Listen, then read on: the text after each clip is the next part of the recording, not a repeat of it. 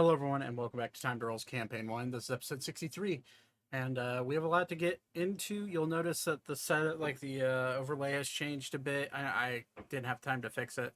I had to reset my C drive, which ended up deleting all of my presets for OBS. So, as of right now, we've concocted a smaller version of what we normally have. There's some things that are missing, but I'm going to be completely redoing it before next week, hopefully. So hopefully I have time. This coming week is hunting season, but I've injured my back, so I don't know how much hunting I'm going to be able to do. So yeah, you'll notice certain things are just not there. Like like you can see there's no time to roll logo here. There's no like side bit which I realize you guys can't see my cursor. So over here where you see my cursor, to the right of this, there's normally a TTR logo, and then up here to the right of the Discord call, you'll see normally there's like a little window there that shows everything. So, and I realize that this bit is not. There we go. Anyway, so let's get into it. We are running late, but luckily, luckily it's. Hopefully this session isn't going to be too action-packed, but we'll see. Yeah, hunting, it's we'll see how we'll see if we get anything. I'm not going to be pushing it too hard this year because I'm like one wrong like twist away from having a slip disc. So I'm just going to try to take it easy. If I can walk in and go sit on a log somewhere, I'll do that, but yeah, it's been rough. But yeah, let's hop into it. Let's just get into this right away because we are running late and not much announcements today.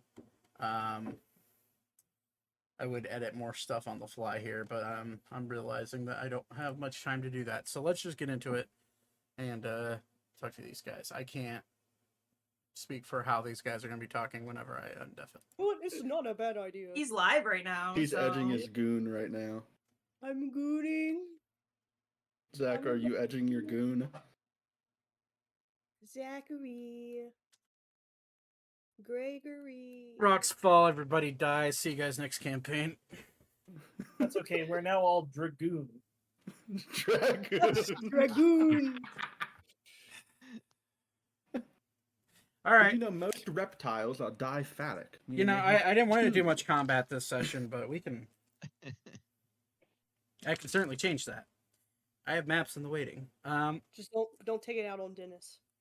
Not on Dennis. Dennis is still alive, right? Dennis can follow us Yes. to our Good. next party. He when ran we're outside. away and hid. Yes. He rolled high enough that he slipped away from the passive perception of the Demogorgon. That's incredible. I don't know how he did it. Actually, I know how he did. He rolled a 19, and his dexterity is +2, so he rolled a 21 and ran away. I like how there's still drawings from last session with the skull and crossbones. Yeah. Oh yeah, let me open up Roll20. Oh, by the way, I still have access to Weavro, so. Okay, that's fine. That's fine. Just don't change anything. Oh, okay. I Who did that? transferred all of Beep's inventory into mine. Yeah, I moved a lot of Weavra's stuff. I took all his spell components because he doesn't. I actually combined our classes into one. Yeah, that's exactly what happened. You like absorb the power of your fallen enemy. like your comrades die, and you're like, you're absorbing their the, strength. It's like the This is Ornstein mine and now. Smo fight in Dark Souls. Your power will become mine. All your base are belong to us. Unlimited power.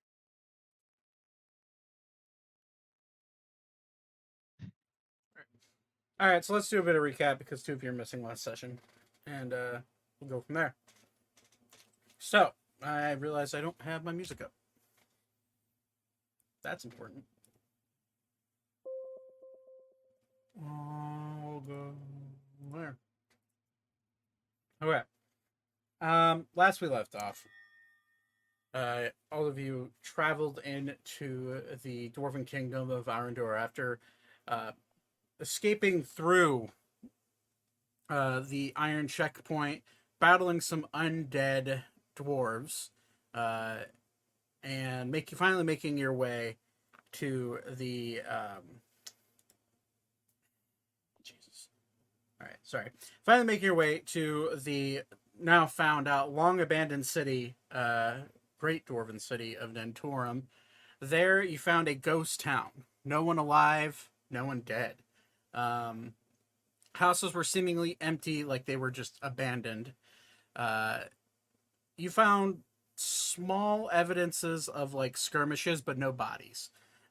You eventually wandered your way through the city until you got to like a central point where you saw almost like a squared off cathedral like area, and with pillars guiding itself along the outside, and with a made out of stone, some sort of marble top.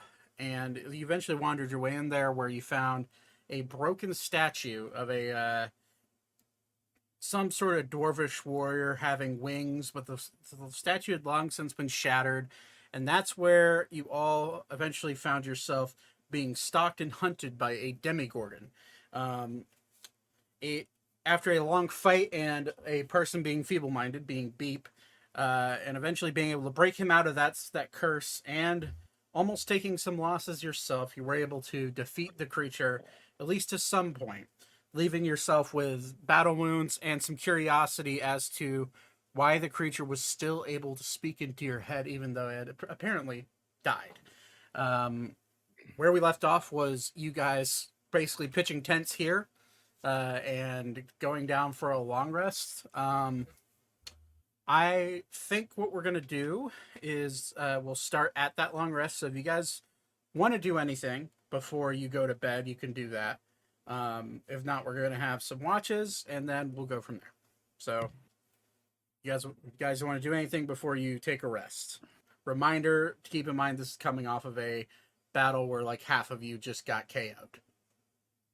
So I imagine this will be a long rest.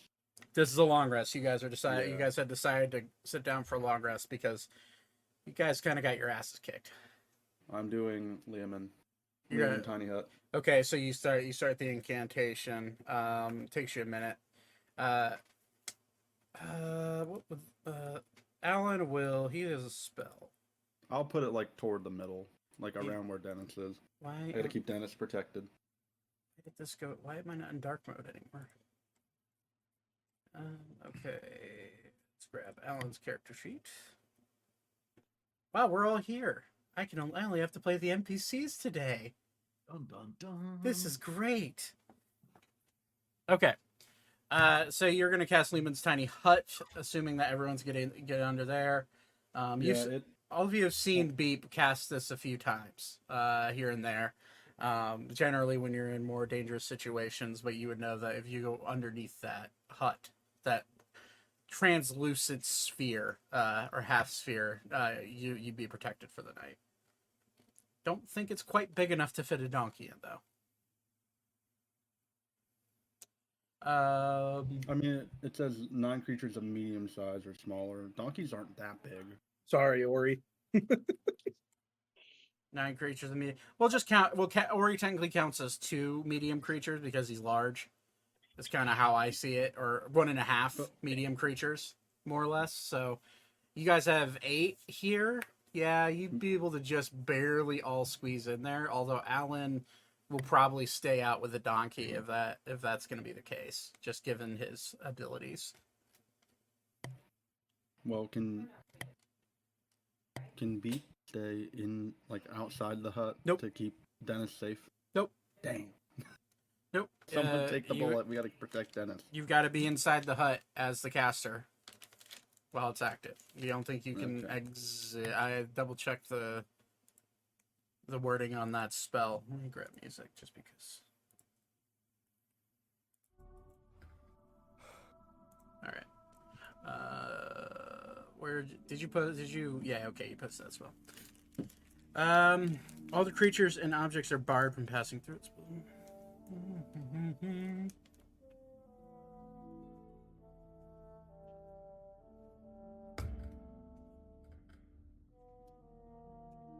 The spell ends if you leave its area. So yeah, if you exit the spell, it stops.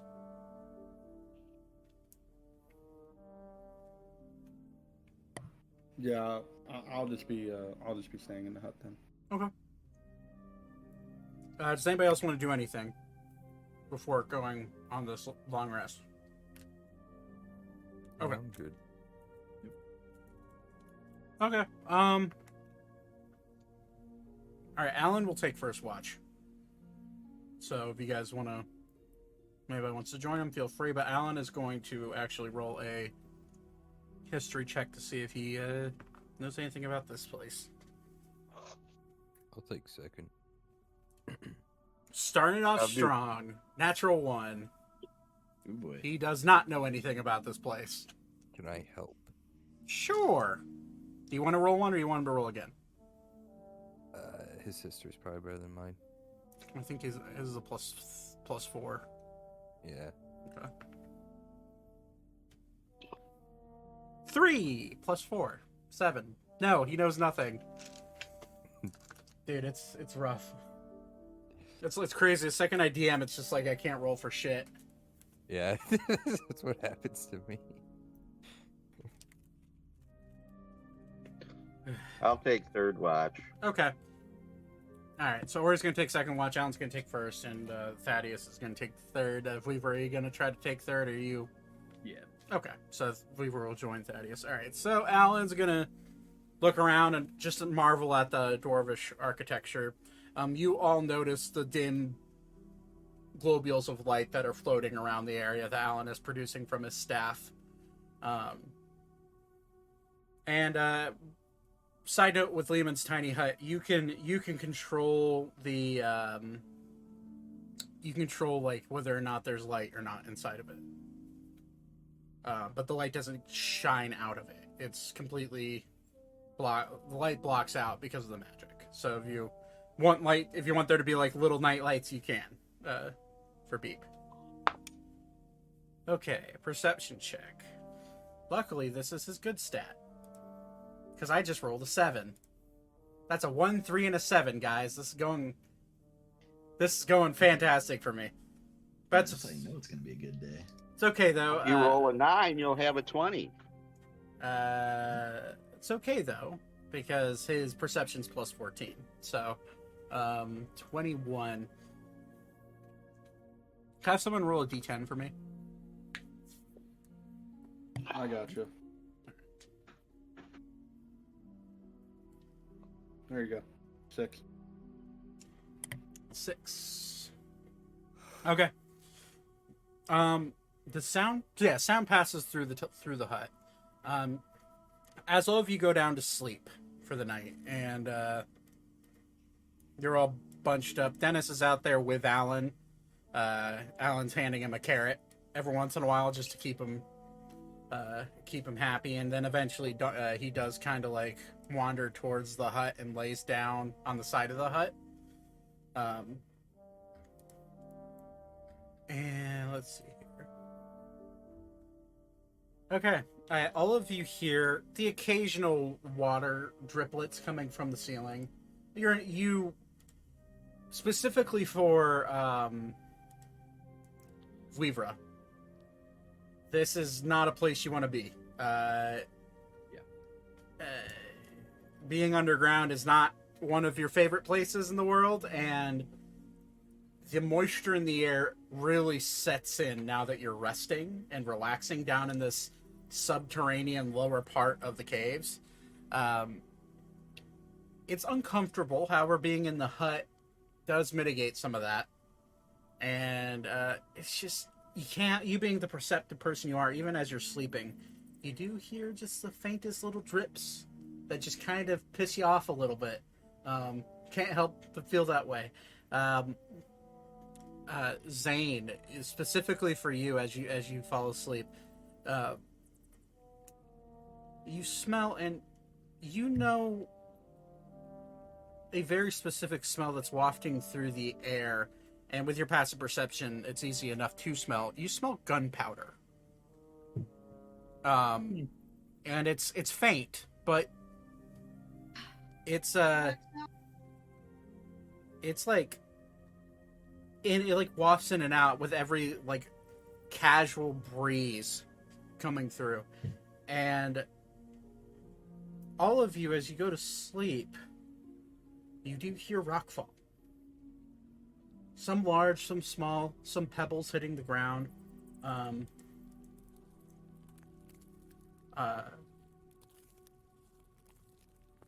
But as you get about 3 hours into your sleep, right before second watch, Alan is being very vigilant with the role he had.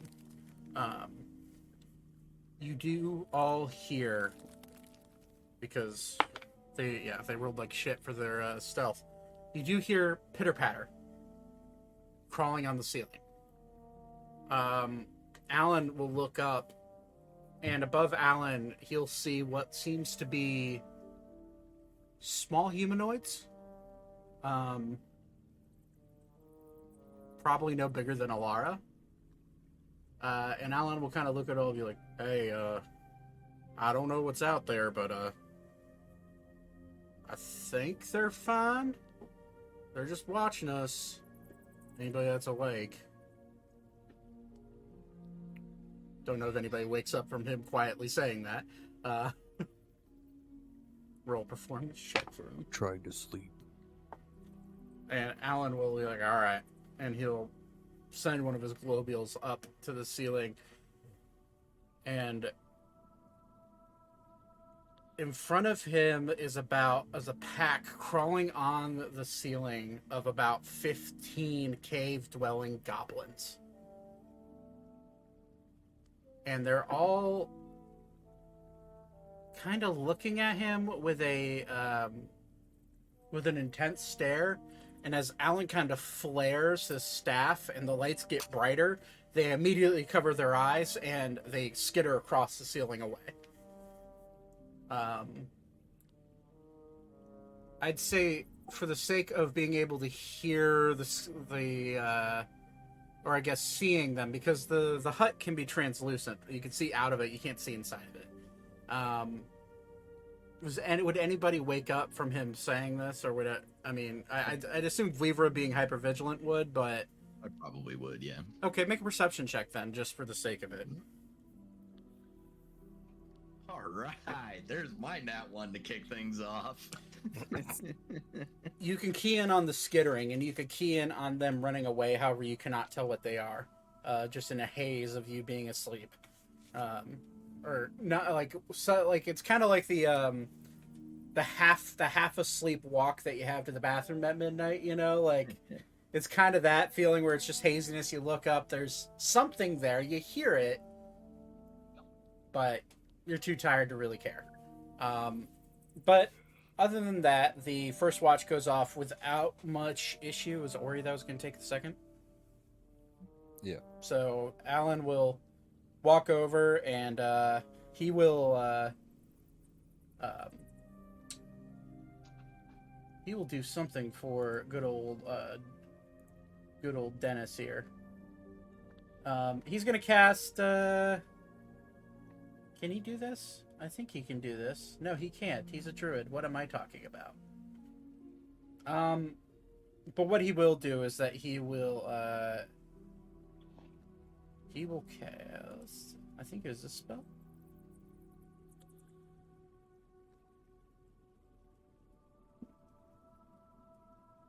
Alright, he will cast Beast Bond with Dennis.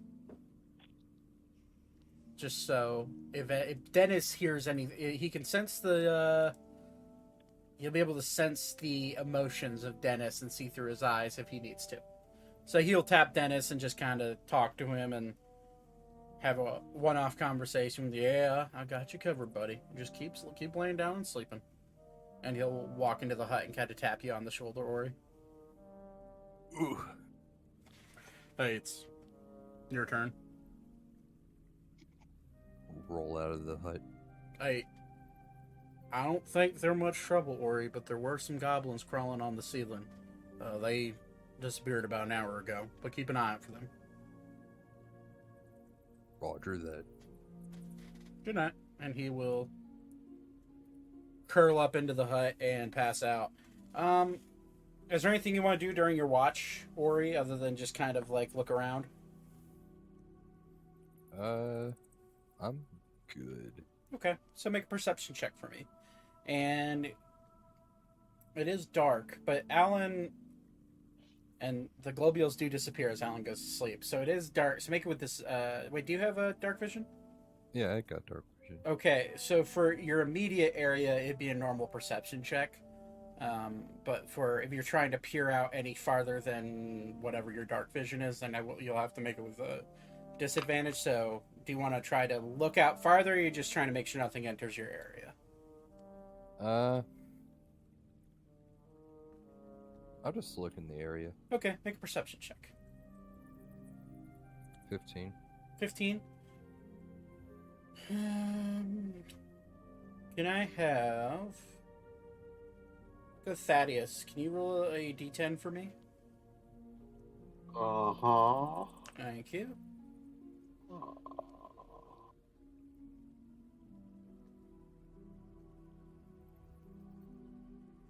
Six.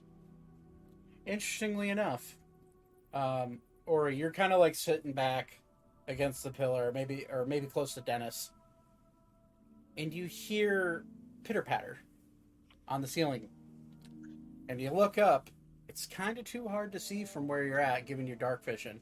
However, you do see silhouettes of small, tiny little creatures, almost attached to the ceiling. Their hands aren't touching their ceiling, but you can see their hands moving. You look up. If you want to try to peer as closer as to what these are, you can make a perception check with disadvantage. I got a torch. Can I use that? Yeah, they'll produce some light, so that would give you a regular perception check. Ooh, nat 20. Nat 20. 1. You see about 15 to 16 little cave-dwelling goblins coming back, and they're the exact goblins that Alan described to you. They're skittering on the ceiling, and as you look closer with the light of the torch, as the light hits them, you can see them like their eyes squint as they look at the light. You can immediately tell that light is not their favorite thing in the world. Throw the torch at him. You throw the torch at him. Roll a d20 and add your dexterity modifier.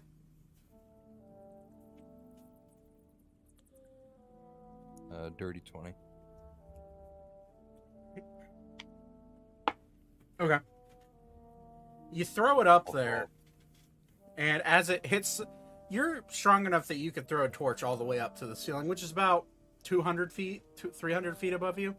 But as you throw it up there, it clangs off the top and falls down. And as it hits, they all just look at you, and in broken goblin and common, they say, and they just skitter back out of the way. As you look, Or good. spread his arms out and he just says, "What?" As you look closer, Ori, as you're doing that, you do notice they have these weird leather harnesses on them. And as they're skittering across, it's not their hands that are grabbing onto the ceiling. Their backs are on the ceiling skittering across. Oh. It's kind of weird. It's weird to look at because you see their full facing body. You see their faces, you see their arms, you see they're not wielding any weapons, to at least what you can see. Maybe small daggers or rocks here and there. But they're just skittering across, and you hear the skittering, and you see slight movement from maybe it's a device or another appendage or something that's grabbing onto the ceiling and skittering themselves across the top. But they disappear. They're clearly afraid of the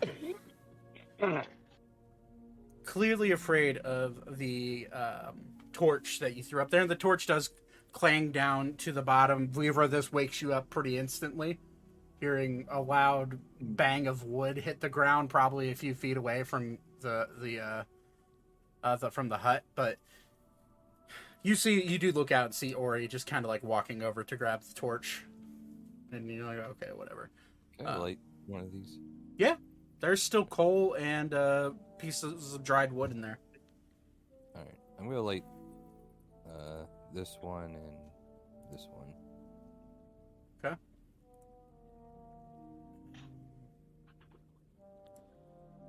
Oh shit! Can you guys see anything at all? Not anymore. Mm-mm. I turned on dynamic. Traffic performance notification. I turned on dynamic lighting by accident. Hold on. So dark. Uno momento, por favor. I'm gonna turn my lights out so I'm immersed. This is what I would actually see. Lighting. Turn that off. Save. All right, there you go. There's a way to place light, and you need dynamic lighting on in order to do that. So I was like, oh, maybe I'll place light there. Nah, I was just hoping to like give you like a cone like of light or a sphere of light, but it does not. There's like a plugin for that, I think. Yeah, I need to mess more with Roll20. Pretty neat. Okay, so rest of your watch goes off without much issue. As you light those up, you immediately get a broader picture of the city in front of you, with this seemingly no light inside the darkness. Oh wow, you good, Brett? that got darker real quick. That distracted the shit out of me. Sorry. I'm trying to. Oh, that wasn't the right button. Oh god. I'm trying to like get the stream light or the light so it's like visible but dark behind me. I don't know. Right, giving some ambiance, yeah. Oh, Ori, as you look out into the city, it's massive. Like, yeah, you got the sense that this is a pretty big city walking through, but as the light kind of like shines out into the darkness, it's like reflecting off the buildings, and it's kind of strange to see because as it reflects off, you see sparklings of like colored crystals that are now being illuminated because just the few bits of like light coming off of this fire. And you start to see like in the houses closest to you, in the buildings closest to you, the very walls that of the stone walls that these are made out of start to glow in like these rainbow colored lights. And it almost comes in waves as the fire flickers. It follows the light waves of the fire flickering, and you get the sense the stone that was made from that some of these houses are made of reflect light somehow, and it's kind of strange to look at. It's bizarre, and you see that on both ends. And also, what you see is with every flash of light, you see groups of these tiny little humanoids running away from you guys. Like, probably 40, maybe 50, maybe even 100. And they're they're dashing. The closest one. The closest. Or are they just like, off in a distance? They're just far enough away where the light doesn't bother them, so they're about 120 feet away from you. And they're just kind of all they're all looking at you. It's almost like they're not trying to be, I guess, hostile towards you. It's more of a curiosity than anything. And they're just kind of like looking, peeking around corners, and Or he's going to where am I at? Am I past this statue here? Like right up here? you can be, yeah. In the city's like No, so there's city. So the city is on each side with a. okay, Think about the Abe Lincoln Memorial in DC. It's kind of similar infrastructure where all the sides are open. It's just these pillars create a majority of the sides. So there's brazzers that you or braziers or whatever you call them. Definitely brazzers. Yes, definitely brazzers. Yeah. Someone play the Pornhub. I was about to. Pornhub I was reaching song. for it, but somebody's yeah. But yeah, you look out and it's just wall to wall buildings everywhere you look, and it's reflecting light, and you do see them off in the distance. And as they see your silhouette, assuming they can see your silhouette, they see your silhouette. That's the highest roll I've rolled all night, which is a 14. let's go. they immediately see you and they just fucking bail. I'm gonna put my torch like right here. Okay. I'm gonna get out a ration and throw it out. So Okay. if one gets it, and I'm gonna try to lead it with another ration. Make a persuasion check. There's your torch.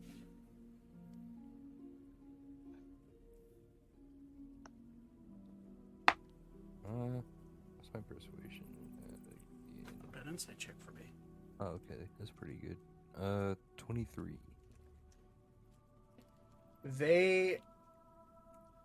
One of them kind of gets a little closer. It sees the ration, and you can tell its nose is getting the better of it. And as it gets about 60 feet away from you, you see a much older looking goblin run within your dark vision range and the light of this brazier, and it like grabs the goblin and like drags it away. As the goblin, you could hear it say, "But I want it." Hey, I'm not gonna. Was that in common? Broken common, yeah.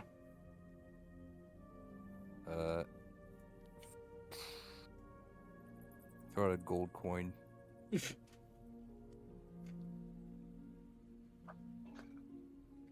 Make a persuasion check with advantage. I knew it. Oh shit.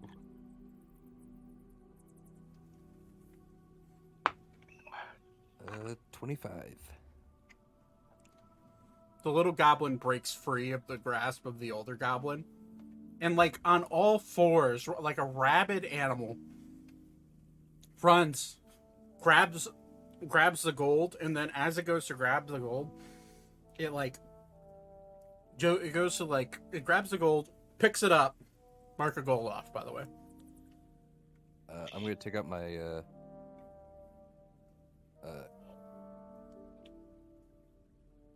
gold, where my gold's at. I guess the gold sack. Mm-hmm. And I'm gonna jingle it. Okay. I'm gonna get down on one knee and jingle it. Come here, come on. And it grabs the gold, looks at it, and its sole focus is on this gold, and it's looking at it like fucking Gollum from Lord of the Rings with the ring. All right, it's just like, yes, yes. And then it hears the rattling of the gold, and like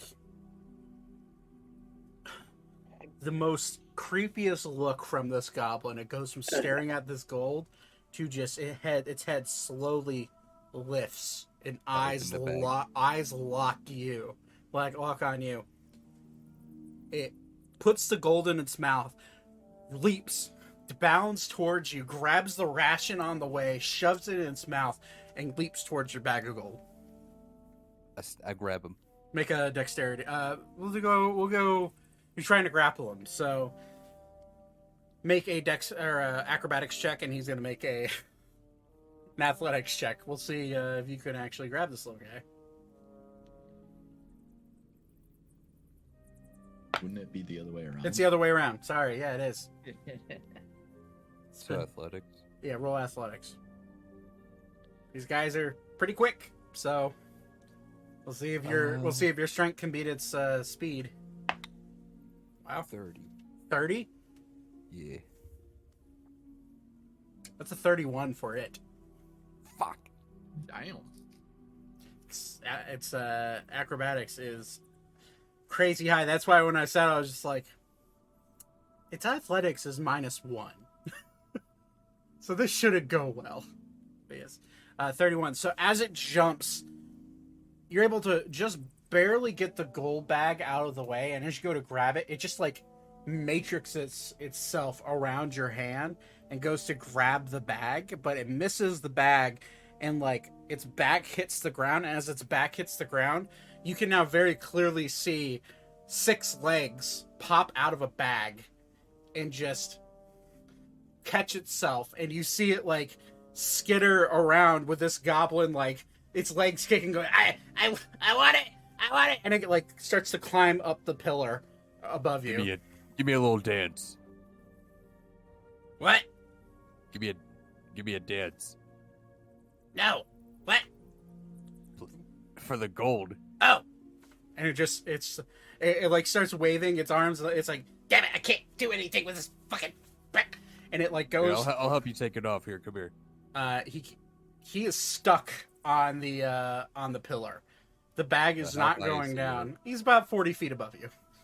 Are the legs like extended outward, They're kind of coiled inwards. or are they like behind him? They're behind him and they're coiled inwards, and you can very clearly tell that they're grabbing onto the pillar, like they're dug into the stone. If I get to his side, can I throw my axe to break the legs? Go ahead and try. It's going to be a really high AC for you to do Okay. this. So roll a weapon attack with your axe. We're just gonna close one eye, aim. Stick your tongue out. Yeah. Next the wind. That is a 31. That beats the AC of 25. You're able to throw your axe in just like a fucking perfect boomerang throw, end over end. It breaks like one half of the legs off, and then your axe like is enough to the weight of the axe is enough to dislodge the other side of the of these arms, these mechanical arms. At least what they look mechanical from up here, and Oh, jeez, that would have been. and All right. you're close, right? You're very close. Yep. Um, Oh well. but it basically cuts off the first side and then makes the other side release because it can't hold the weight of this goblin, and the goblin starts to fall 40 feet. I'm gonna catch him. Make an athletic or acrobatics check. He can't dodge mid-air. He's falling fast. That's why I'm saying make an acrobatics Yeah, check. this is a Dragon Ball reference. No. What was it? Sorry, athletics or acrobatics? Acrobatics. Okay, thanks. 21. 21. You're able to catch him. However, when he hits your arms, the sheer weight of this goblin is disturbing. Having Olara on your head normally doesn't bother you at all. This is like catching 8 times the weight of Olara. He hits your arms, and you do take 3 points of bludgeoning damage as you catch him. He's like, ugh. Thanks, big guy. And like, kind of common. It more comes off as thanks, big eye. Yeah. No problem. What are you doing here? You live here? He just nods his head yes. What's on your back? He like takes off the bag. As he takes off the bag, you feel the weight shift. You get the sense that whatever's making this fucking goblin this heavy is in the bag. He takes it off. He's like, here. I'll look at it. Open it up, maybe? Or is it more just like a... What? Yeah, what's it look like? It is a... So as you grab it, it is a leather, almost like an explorer's backpack.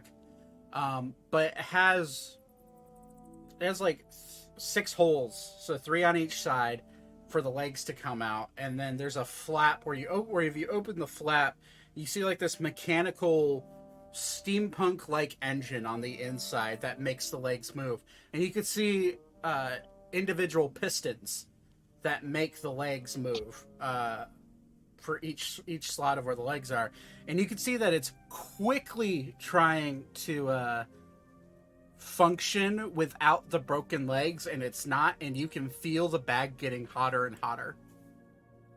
Uh-oh. He just looks at it and goes, not good. Should I throw it? Yeah. I'll throw it. Make a I don't fucking know. somewhere where I don't see goblins. For the sake of seeing how far you throw, make an athletics check.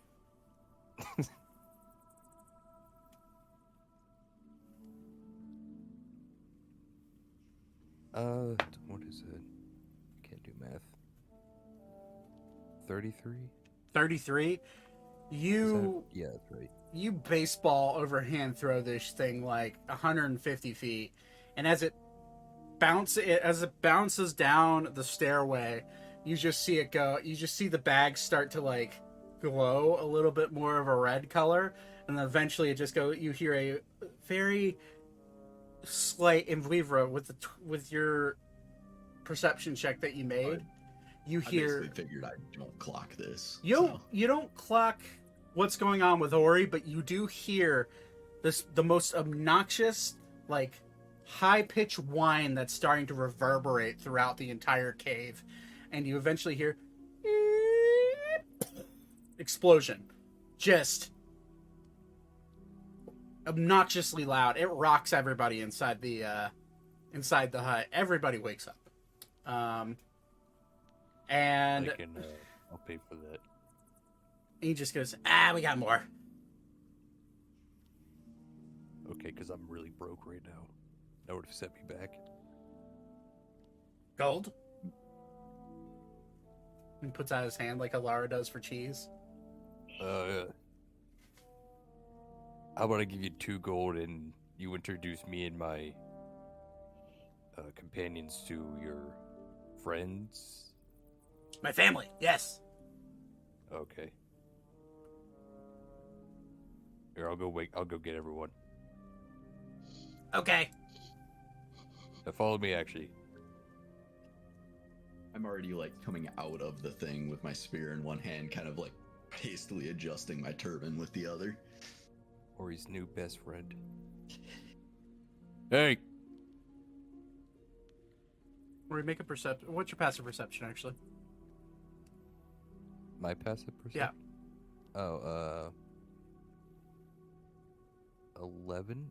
Yeah, 11. Okay. This fucker's trying to steal things. Is he trying to... Don't answer that. It's gonna break my heart. I like this guy. Do I notice him trying to steal anything off of Ori? You have dark vision. I have goggles of night. What's this, how far can those see? I think it's 30.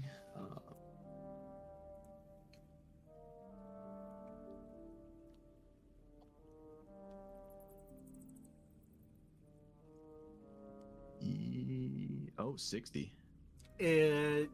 Nope. Just out of range. Yeah, okay. Wait, did I read that right? Okay, yeah, just 60. Okay. What you notice is Inori kind of like hastily walking backwards towards you. And do you keep track of what... My question is, would you keep track of what people normally carry? To some extent, like, I would obviously notice if he's not wearing his axe, or, maybe if his whole coin purse was missing. Oh, fuck. I forgot to recall the axe. You would notice, one, his axe is no longer on his back. You would also know that his glaive is no longer there. Oh. Friend Ori, where are your arms? They're right here in a lot of his arms. Your weapons. Oh, they're right, and he'll go to reach from, but they're not there. Mm-hmm. At his back, and he'll look around and see if he actually dropped them. I don't know. Look over. Is that where's the goblin at? That goblin is gone. Ooh, I should have killed him. I should have with my gut. Do I see anything weapony of Ori's? And or any like tracks or anything to Follow. So are you getting up to go look where he Yeah. was? Okay. Yeah. All right. Or he's gonna try to recall the axe. Oh, the axe is still. As you recall the axe, you hear it moving across the floor, close to the statue, and Okay. it comes back to your hand.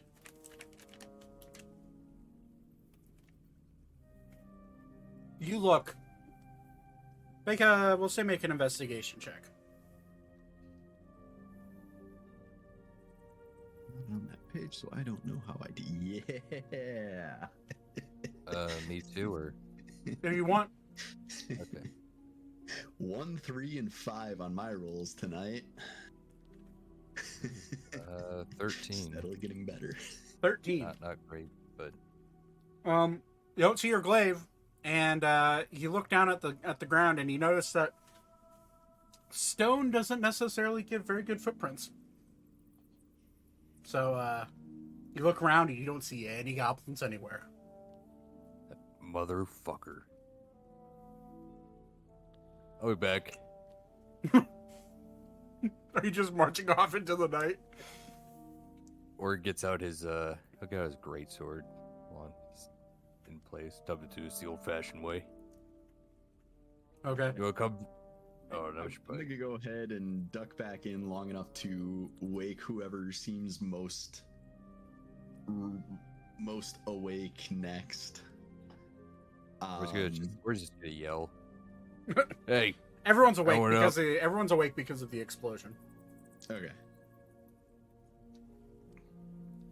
you guys want to go kill stuff? We're halfway through. So the only person who wouldn't be fully rested at this point would be Alan. Because he stayed up longer. Because two rests essentially equals a long rest. So two turns or 2 watches equals a long rest. So Ori, you would not be fully rested either. Oh, okay. Alan and Ori would not be fully rested. Everyone else would be though at this point. Okay, so this is the tail end. This is when I would be getting up for watch anyway. Yeah, correct. Oh, okay. Then yeah. Short rest though. You would have had a short rest, so if you want to use a short, if you want to roll hit die and do whatever you can to get, you would get. Would you get, like second wind of the stuff back after a short rest? As a Yeah, I fighter? get all that Okay. back. I'm pretty sure. Let me see if I get my superiority die. That might be a long rest. You regain. Big Yeah, man. no, that's short rest. Okay. Yeah, I knew fighter was a lot of it was short rest. Alan's gonna look up. You got this handled? This one will help him. All right. You want me to cast any spells while I'm awake? Oh, you're looking. All right, wait. What are you missing, Ori? They took my glaive. All right, hold on. And he hazily draws some runes in the air. He's like, all right, hold on. And snaps his finger. And you see his eyes his very sleepy eyes glow with a dark green. And he looks around. He just points from the way that the goblin originally came. They're about, or at least your glaive is about 770 feet away that way. All right. They're moving by the looks of it. 850 feet that way. Would a warhorse type of thing be large enough to carry Ori and trot at a pretty good clip? I don't have a warhorse stat in front of me, so my gut says yes, but since a warhorse is like a big fucking horse, use my purple dice tonight. The DC. Oh, did I recover my Misty Steps? That's a long rest, right? Yes. Okay. After a long rest, you get it back. Just continuously teleport over there. Get the fuck back here. That would be fucking terrifying for those goblins. Getting just full sprint Ori every 30 feet. You just see him go poof, and then show up again 30 feet closer. Just teleport like 90 feet up in the air and just hit one that's on the wall. So I'm showing 18 strength and 60-foot movement speed for a warhorse. Ori weighs 500 pounds. So, Warhorse 5e. Wait. I just want to see if there's any. You know what? According to Mounts and Vehicles in Roll20, a warhorse can carry 540 pounds. So, without losing speed. So, yes. Game on. I will allow it. Let's do this. Chariot. I don't. I am wild shaping into a horse and waiting That's so for Ori to cool. hop on. Or he hops on, Let me axe in hand. just You're to gonna show let you, Ori ride Cowboy. you. just to show you what a warhorse looks like. It's actually pretty cool, honestly. This is what Weaver looks like right now. Yeah, that's cool. I'm gonna leave my goggles of night on and my turban on as I always do when I wild shape. Yes. Okay. So Ori is now riding you like a steed. All right. So Where I'm. did you What was that? Where did you post it? It's look at the map and roll 20. Oh! Oops, I thought you did it in. Never mind. Big fucking horse.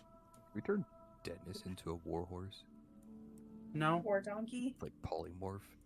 I was gonna say You could polymorph him into it. Yeah. You could polymorph His him. ultimate form. I'm kind of curious. I'm pretty sure Dennis can carry more weight than a warhorse. I Nope. think it's actually the same. Nope. Donkey or mule can carry 420 pounds. Oh, okay. War horses can carry 240. Draft horses can also carry 540. Can we digivolve Dennis? You can add armor to them and stuff. I'll allow that. But okay. I have no map made for this because this is going to be a random encounter. I didn't expect any of you to interact with these goblins a whole lot. We're goblins. So, you take off after these goblins. What is the speed of a war horse? 60 feet. 60 feet. Okay. So what I'm going to need, because you are taking off down, by the way, downstairs with a horse. Just putting that out there. So it's I not going did to... not realize there were stairs. So I'm going to need you in your horse form to make an acrobatics check.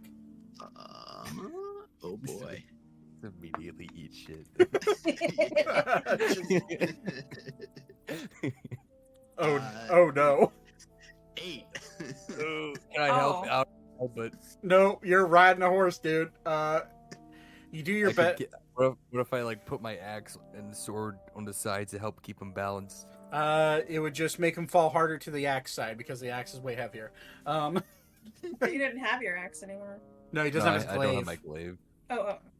So, as within the first 30 feet of you trying to chase after these people, Vivra, you in your warhorse form, your legs buckle underneath you as you try to go down the stairs. It's only 10 stairs or so down to the ground level.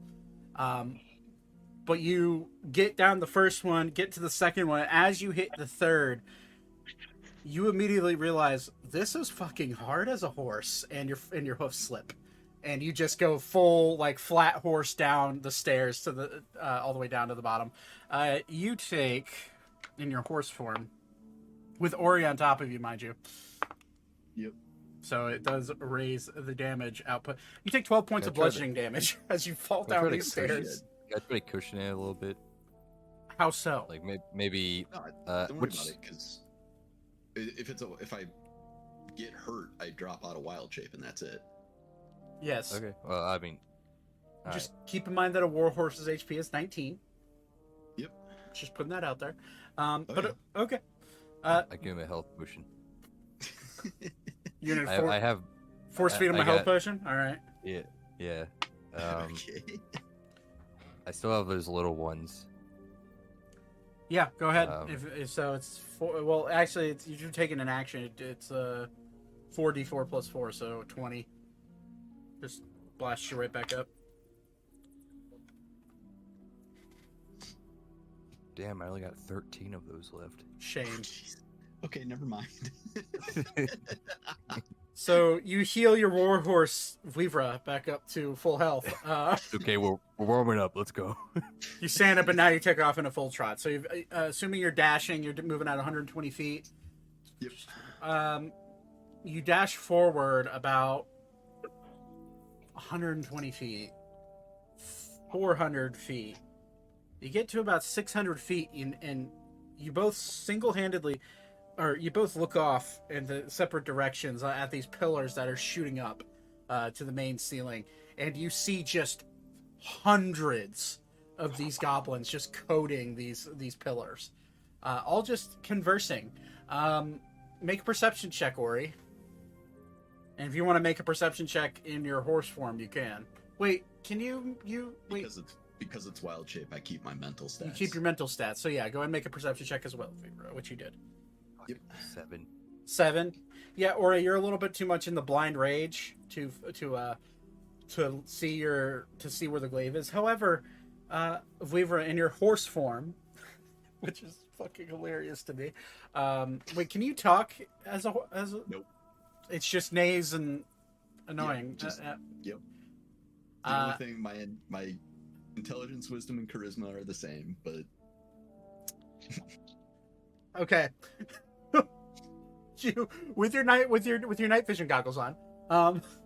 yes. You look up and you see a pole arm looking weapon hanging off the bag of a much larger goblin than you've seen in a while, and it's just he's kind of like, it's hanging off the bag, and he's just kind of like looking at the blade of it and just like looking at it in awe.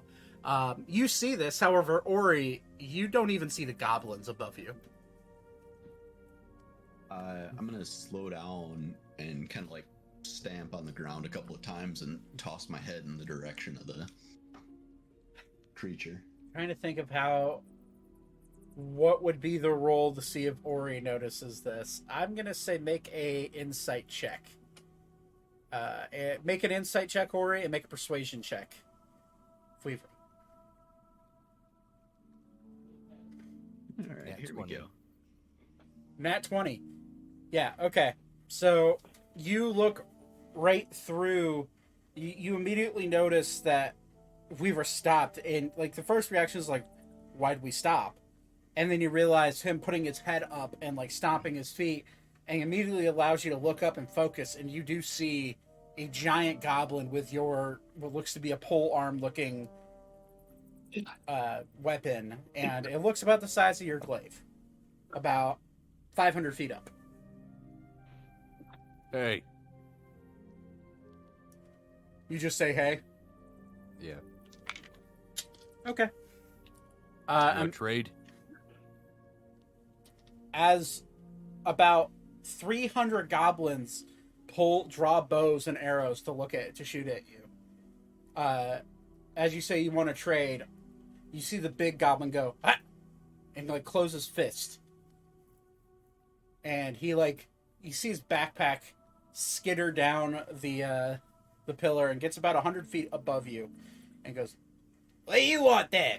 Trade? He's about. Can I see his polearm more closely? It's your glaive. Okay, I just want to make sure. Hey, that belongs to me. I'll give you gold for it, though. Make persuasion check.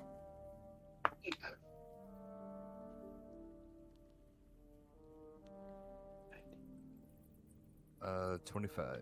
25. I don't know. I really like this one. Huh. I'll give What you other things do you like?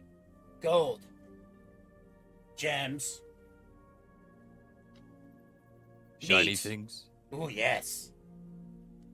Hold on. Very much shiny.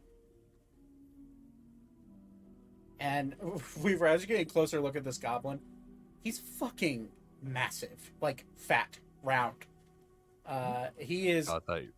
he is his belly pops out so far that like he has to like look over his belly to look down at you.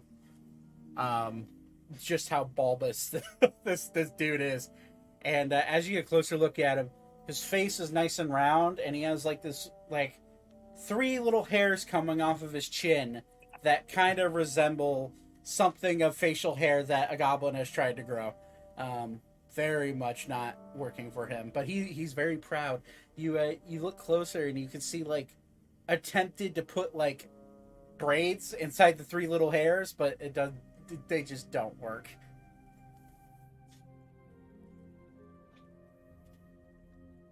How about I give you all this gold? He'll hold up his How much gold is it? 479.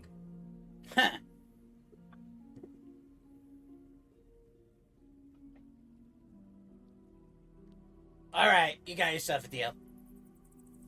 And he'll skitter down the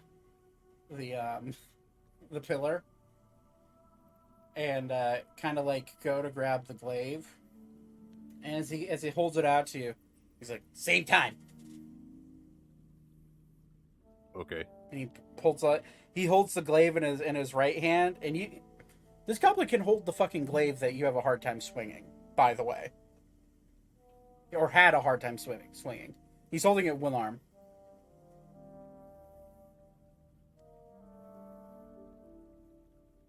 He hands you the glaive, takes the gold. I think we have a deal. All right. And he goes to skitter up the pillar, and you see him like put his 2 fingers out and then like motion forwards towards you. What's the AC of the warhorse? Oh, no. 11.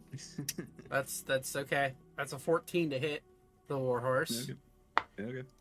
It's another 14 to hit the warhorse. All right. That's I'm obviously gonna turn and run if I can. that's a but 12. chances are- 12 to hit Ori, which misses. Say 24 to hit Ori. That hits. Okay. Let me roll damage real quick. The warhorse or Vuivra, you take by the 2 arrows that hit you, you take 18 points of piercing damage. Horse. Ori, you take 11 points of piercing damage. And as you go to turn, you're turning to run away, Vuivra? Yes. Yep. You all of a sudden hear arrows being knocked again and being pulled back to be shot at you. Damn, that's a natural 1 for aim of Weavra. You said your AC's 11? 11. That's a 10. That misses. Ori, a 21 to hit. Yeah, it hits. Okay. You take another 6 points of piercing damage. This one's at Vuivra. It's a 19 to hit. Yep, that'll hit and that'll drop me out. How much extra damage do I take? It's 8 points of damage total, so So take 7 extra. Yeah. So Ori, you guys get about, I'm gonna say because it's a full round of arrows being flung, full sprint, you get about 120 feet away before Vuivra just collapses onto himself, and Ori, you fall on top of him. I'm gonna say make a dexterity saving throw, Ori, because your horse is no longer horse.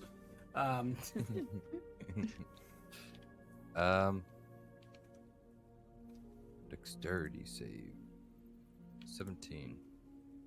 17. What's your AC? Vuivra? Normal AC? Normal AC is 18. 18. So you're able to. So I was basing off whether or not he'd land on you on your AC and what he rolled as his dex save. So Ori rolls just high enough, or just low enough, I'd say, that he's able to like catch himself and roll to the side, knowing that he'd crush you if he hit you. And you're able to like jump out of the way just in time, but you do fall out of you being a full sprint horse, and you do take another 1 point of bludgeoning damage.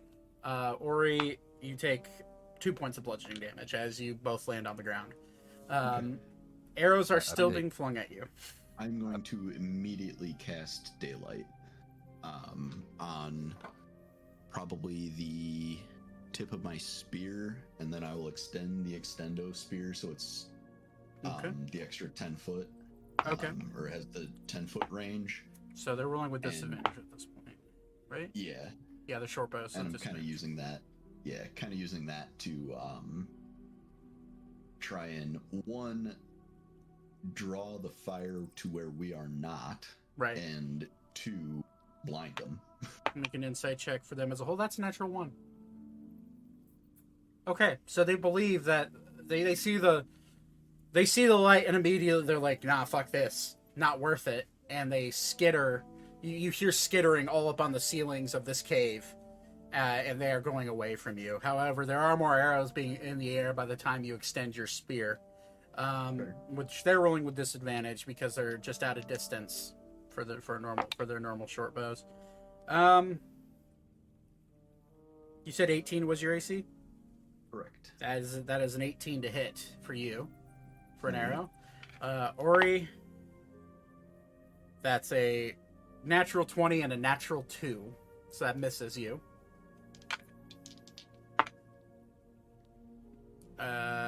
For another one for Vivra, no, 16 misses you.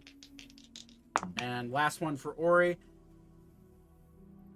that's a natural 1 and a natural 2. I need to stop rolling these dice. I think I just need to stop rolling them. Okay, so the one that hits you, Vivra, hits you for 9 points of piercing damage. Phew, that's a heavy duty arrow. D8s. Trying to do math. There we go. I mathed. Good job. Okay. So you're able to, as you realize your light is dissuading them, the one arrow shoots through the light and kind of like hits you in your arm. And you're able to realize that with your passive perception, Vivra, they're running away. Mm-hmm. They got a score of gold and they are taking off. Not worth the chase when they realize light is in front of them. But what do you guys want to do? You're now about, you're about 500, 400 feet away from camp. I'm going back to camp. Yep. Going through town. How long does... Oh, daylight lasts an hour. Yeah. I'm just gonna leave that up. Just a ball of light just in the middle of town. Does that? Oh. Wait, we're going through a town. Yeah, this is a city around you. Like, this is all urban environment. And actually, funny point of order, as you cast daylight, waves of light just pulse through the stone around you in the houses, where it's just like translucent rainbow colors just waving through the stone, and it does brighten up and light the way for you, almost to a point where it's blinding with dark vision. At least for you, with the dark vision goggles, it gets a little rough for them. So, I believe daylight just stays there in like a sun-like ball. No, it is on an object. Is it on an object? Okay. Oh, if you choose a point on an object you are holding or carried, so it can be either. It looks like. Okay. So do you want to just leave it there? No, I specifically wanted it on the tip of my spear. Okay. So as you walk, it's a really, even though you were just in mortal danger just seconds ago, as you start to walk away, you get the sense that there are other creepy crawlies throughout the city that are going away from your light. And as the light pulses through the town, you immediately understand why your intuition's high enough that you understand that there's a reason that they made these houses the way they are out of this material. Because there's creatures in the dark that cannot stand light. And as you're walking away, it's like a ripple in water, just spreading out from you throughout all the houses, and you see it's just waves of light that bounce off of your staff from all around, and it completely lightens your way. It's the daylight spell is so blinding that it's hard to even look at, but it is cool to look around and see the rainbow colored lights just bounce off all these rocks and stone houses. But eventually you do make your way back, pulling arrows out, assuming healing yourself as you're walking back. Yeah. I'm lighting all these braziers. Okay. So you just light braziers along the way with a torch? Around the camp, yeah. Okay. Easy enough. Yeah. I'll just do the one first level cure wounds on myself just to. Freshen yourself up. Gotcha. Yep. Okay. Eventually you do make it back, and at this point it's getting well into third watch. So was it Beep who said he'd take third watch? Or was it Thaddeus? It was Thaddeus. Which I don't know if Yes. Todd is still here right now. I'm here. Can you hear me? Yeah. Yep. So Thaddeus is now awake, kind of like looking around, waiting for you guys to come back. Everyone else kind of dozed back off, assuming you had it covered. Thaddeus, you see a no longer warhorse Vivra and Ori, both with, well, patched up arrow wounds. And they're kind of walking back, and Ori has his glaive again, and you do see it's kind of like a beacon as you look out. You see this bright light, and then just pulses of light energy and light waves bouncing off of these houses. So it's like you immediately know where they are before they even know they're coming. They're on their way back. You could Holy brightness. you could just see him walking backwards towards town. It's just lighting. It's like the daylight spell itself is it's like a beacon lighting up I mean, it's pitch black here. So it's like sunlight all of a sudden beaming out into the space. And I have I'm gonna- I have it still on the tip of my spear. I have my spear over my shoulder, so I'm not looking at it, obviously. Uh-huh. So it's behind me like 10 feet. So Okay. Still fully extended then? yeah. Okay. Okay. All right. And I'm going to take this opportunity as I see things light up just to look around and get a sense of the environment and look for anything that looks suspicious or worth interest. Okay. Make a perception check. Okay.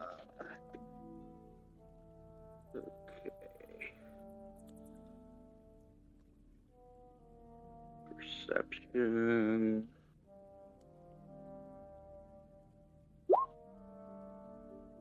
22. Other than the obnoxious bright light that has now made its way back into camp, it seems pretty quiet out there. Even with the high roll that you had, you get the sense, knowing how, I'd say make just a flat history check for me. Me? Yes, you.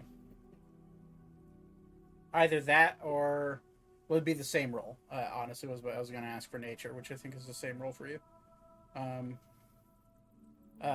So you would know with a 10, you would know that generally creatures that don't dwell within the dark do not take very kindly to light. You think back to your fight with the undead dwarves and how they reacted to light, and you get the sense that even though you're looking out, you do see like faint movement in the shadows, but as light crosses over those areas that you thought you saw movement, there's nothing there. You get the sense that maybe there were things close by, but they're no longer there. So what trouble were you two out causing? Goblins. We gonna have some goblin soup? Yeah. Once we kill them all. Oh, This one thinks that is unlikely. looks like somebody's bleeding a little bit. I think we could, swing up. We could have like one goblin soup, at least. I pull some harpy jerky out of my bag. God, you had that shit. That's so funny.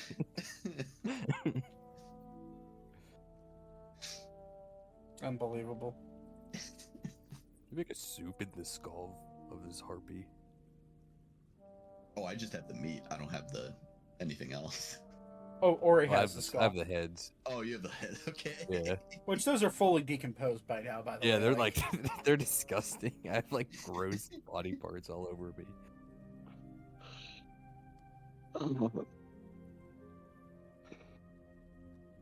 Yeah, so anyway, watch out for goblins.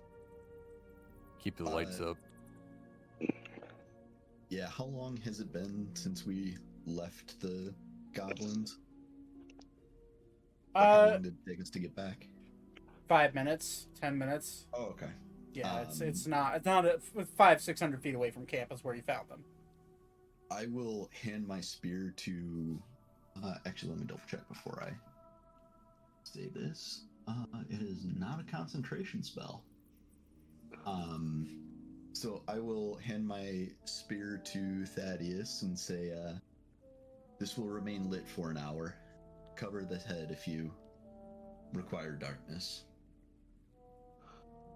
Well, it seems to me that light might be a good thing right now. Are you staying up, or are you gonna rest off your wounds that Ori probably got you messed up into with some bad business?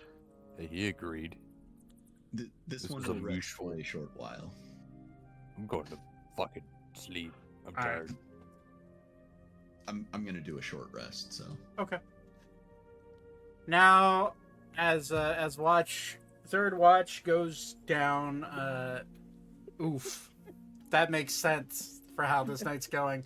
I wonder how many nat ones have been rolled since like we started an hour ago. Like, For the record, I only needed 6, but still. you got 5. Hey, it's better than nothing. This game can be a cruel mistress sometimes. Okay. So, as all of you eventually do wake up from slumber, you're all long rested, except for Weaver. You do have -1 HP and -1 spell slot. 2 spell slots. 2 spell slots. That's right. You cast daylight. You wake up, and it's still dark, except for like the brazier lights. I said it again. Are all lit up. And it is bright around where you are, and now all of you are seeing, as you light up these braziers, the light bouncing off of these, slowly bouncing off of these houses, and it's kind of hard to ignore because it's just constant light moving.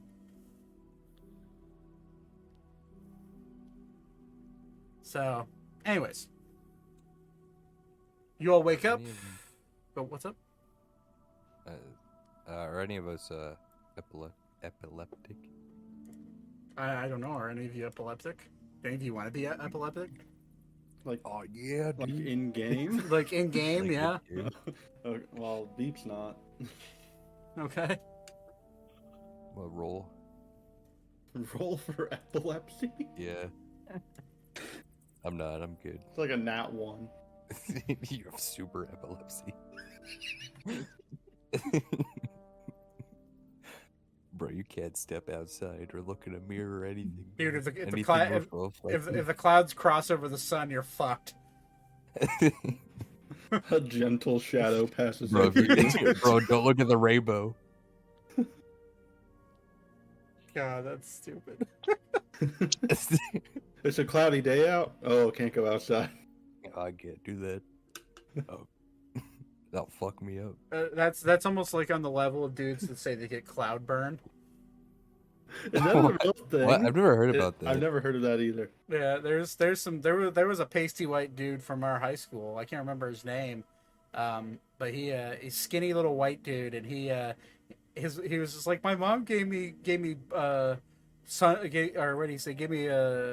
sunscreen, but on it said it protects you from cloud radiation. Can I get cloud burn?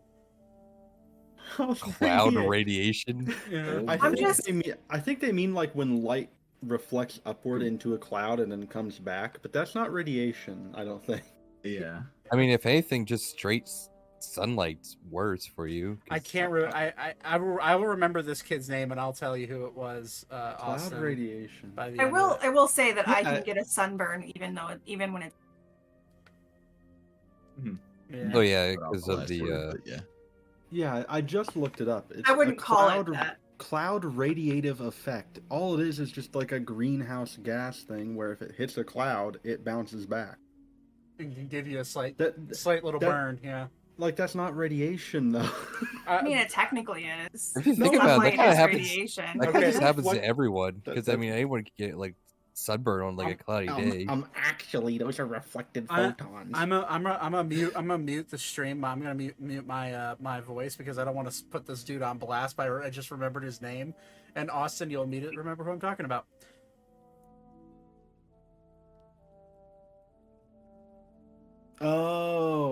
Oh yeah, I do know. Not the brightest, very pale. I remember him. Sorry, didn't want to put a person on blast. I like Marshall. I said his first name. Not gonna say his last name. You might want to check the VOD, make sure that didn't get Yeah. recorded. I'll mute it out and post Most of the processing. time. Yeah, it's a $1.21 or $1.20. We'll just look at that. Look at Edward Cullen. Look. It didn't. Okay, good. Corgan said it didn't. But yeah, he said that shit and it just killed me. He said that. I'm actually terminally affected by cloud burn. Anyways, back to D&D because that's what we're supposed to be doing right now. Cloud burn sounds like a dope spell, though. Not gonna lie. Cloud burn. Cloud of bird. Yeah, it does. I cast cloud burn. Kind of reminds me of the my homebrew spell, the incinerating ash cloud, kind of. But anyways, Oh yeah, it's a cool one. yeah. Okay, so you guys wake up. It's still dark, other than the light bouncing off the braziers. What do you guys want to do? Do you want to hang out here in the abandoned city more, with now that you realize full goblin horde rolling around in, or do you want to try to head your way out and find the next exit? We're just gonna do some practice swings, but they're a lot lower than Well- normal. We don't want to find the exit, right? We're here to find a thing. Well, so you're trying to find the Cordeorum. That's your number one goal. So if you want to try to look around the city, see if there's any sort of documents or any sort of like hints towards it, you could do that. But this is a large city. I mean, there's hundreds and hundreds of buildings here in the subterranean city. Honestly, I feel like we should ask the goblins if they have seen anything like it. Because This, if this they've one lived thinks that is not a good idea. They're sketchy as fuck. They stole shit from me, right, so if there was and they If shot there at was- us. a cool looking like a gem, right? Like if wouldn't they want that? Yeah, that's true. They might have it. Is there an official building that looks like it might have a log, like the library or something like that, that we could head to? Make a. Well, with the light bouncing, I'm trying to think. Let me look at my notes because there's a legit mechanic to these lights. Well, if it's been more than an hour, the daylight goes away. So. Right. I'm talking about the firelight okay. from the braziers. Gotcha. Gotcha. Dim light, it bounces out to 180 feet from the point. So, yeah, you're gonna have to make a perception check with disadvantage if you want to try to spot any particular building. Anything in particular that you're looking for. Now, if you want multiple people looking for it, you can all roll with disadvantage. But that's up to you. I'm going to recuse myself from this role because I don't think this is something that I would know. You said with what- disadvantage. Yeah. And it's a perception roll. Yeah. Okay. I will. Actually, 19. Also wouldn't really know what to Wow, look for that's either. really good. 12 unfortunately is not the one you're looking for. You look and it's just hard to see. It's dark. It's like other than the reflecting light off of the rocks, there's not. Most of the houses, most of the buildings are houses around you. You can tell they're either single family or just single domiciles, just kind of there. But with a 19, 14 is kind of the same thing, unfortunately. Yeah, that's what I thought. With a 19, you look Beep, and your eyes are a lot better than most. Specifically, just all your senses in general, being a tabaxi. You look, and you do see kind of like the shadow of a larger building. Looking what would be if where you entered was the south portion, going to the north on the map past the statue, you do notice a larger, taller building about 600 feet away that is definitely different in shape than any of the large pillars that you see shooting up out of the city. All right. So I'm gonna have Beep kind of take charge then. Okay. He's gonna go in front of the pack and just kind of raise up an arm and go, Beep, as he waves them. Waves to follow. Okay.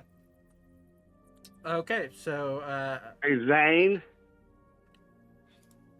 Zane, do you have any mechanical things that could help us with light? Just torture. A mechanical chore. Not really anything else that'll be very useful. What if you invented a torch gun? You mean a flamethrower? No, like it's a gun that little like torches. That's pretty much a flamethrower. No, like long distance, like a flare gun almost. You act like artillerists don't make long range flamethrowers. Hey, a flare gun. I think that's what that's the name. That's the name you're looking for there. But yes. Yeah, that is the name I'm looking for. Not a torch gun, but a flare gun. It took a minute, okay? Got there eventually. Don't worry about it. It's like Explode a 9:30, torch man. into like a- You know, I'm torch. 25. I'm an old man at this point. You know, be Wow. a Can torch you gun. not?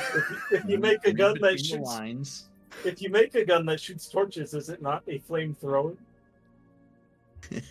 Well, it's not shooting the wood of the torch, is it?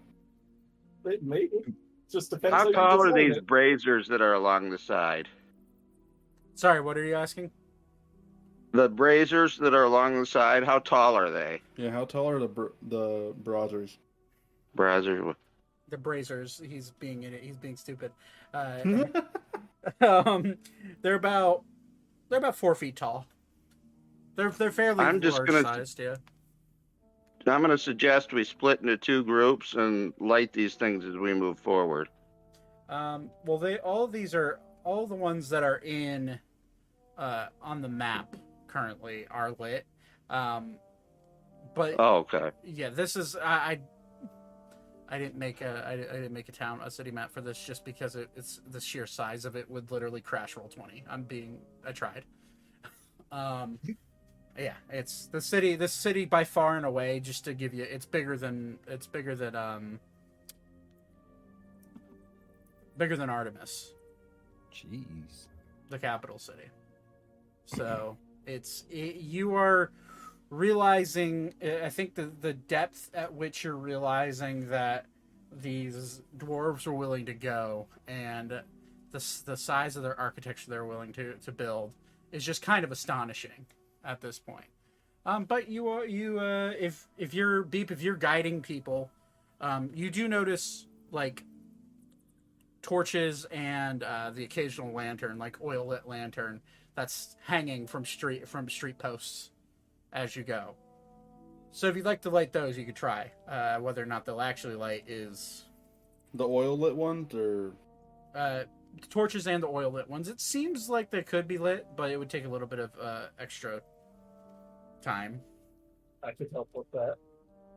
I was gonna say I'll just walk by with produce flame in my hand and just Oh, well, high five all of the things. well I then was gonna that's say, easy. I can also alchemy jug oil. True. So Okay, with a mixture of that and other people helping you light them, easy enough. You're able to light them up as you go, and they're not like put in defined sections. They're more or less, they're sporadic. It just depends on who put the oil lantern out that day in front of their shop, type of feeling. But eventually, you do make your way down the street. I'm gonna say Vivra and Alan should make a perception check, just because they're the ones that are always keeping an eye out. Damn, that's a shitty roll. Since Beep is leading the pack, should he also do one? Please do, Okay. because I just rolled the natural 2 with Alan, which makes it a 14, or 14. or 16 for Alan. Well, so 13. Alan rolled best. Alan doesn't see anything because the DC was a little higher than that. So brutally it's a unaware happy day. of the 2 Demogorgons that are stalking you right now. That's about par for the course. Rest in peace. Uh, TPK inbound. 2 Demogorgons would fucking destroy you guys. Oh my god, that would not be a pretty day. I just leave the call and make a new Yeah, if character. you said 2 Demogorgons show up, I'll be like, all right, guys, I'll see you next campaign. It was fun. See you guys in session Sucks 0. we couldn't save the world. Instead of a TPK, it'll be a TPF. Total party forfeit. Give up. It would be funny. But eventually you do make wandering along the streets, Beep, you trying to find your way through the darkness. And with each lamp you light, you do notice the ripples bouncing off. And eventually you stop and Weaver, you light a torch that's sitting on the side of a house.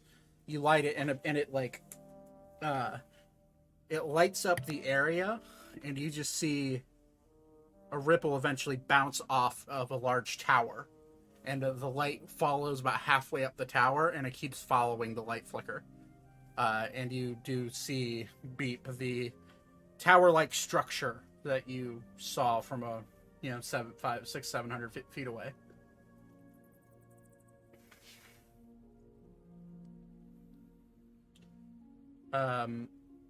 Things to note about the structure as you get closer.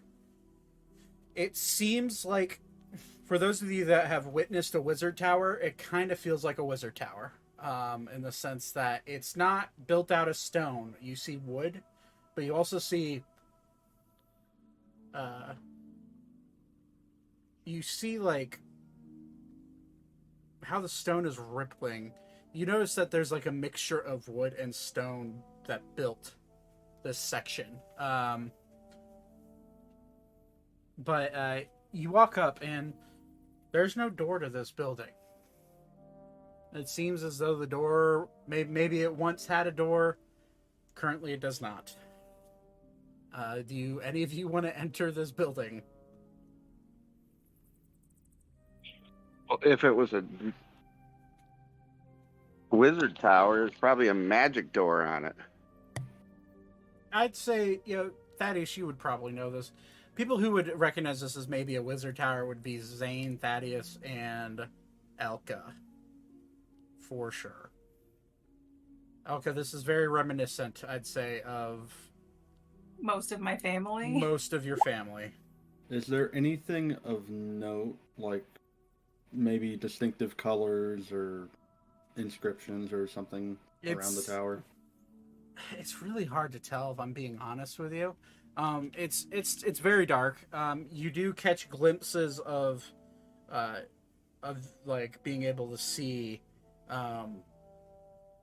as the light pulses up the tower. I'm gonna say, if you want to look for anything specific, make an investigation check. If people want to help you out with that, they can. Well, they're gonna need the help. So, I I'll will give it help. a go. okay. Open sesame. Nope.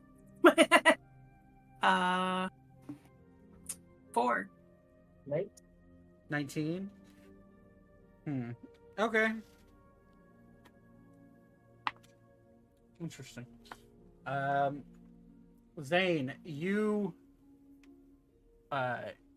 take a look, and there's no like outstanding like etches or markings outside of this building. However, as you look closer into where the door once was, you do see on the ground a wooden sign that states, there's two of them. Hold on. This one. It states Magister's Estate.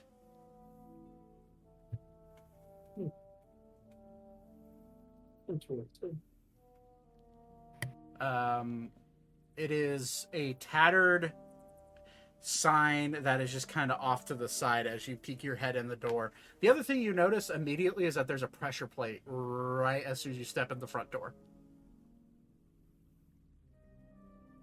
Whether or not it's trapped, it's hard to tell.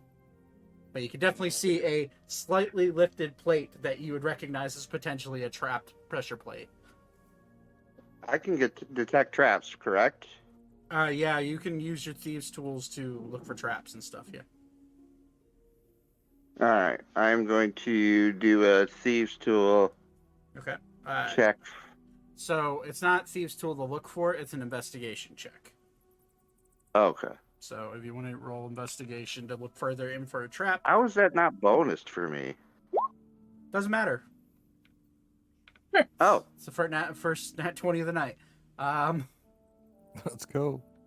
Thaddeus, you look at this pressure plate, and as Zane kind of calls out the trap, you look, and you can very clearly tell that this is a trapped pressure plate.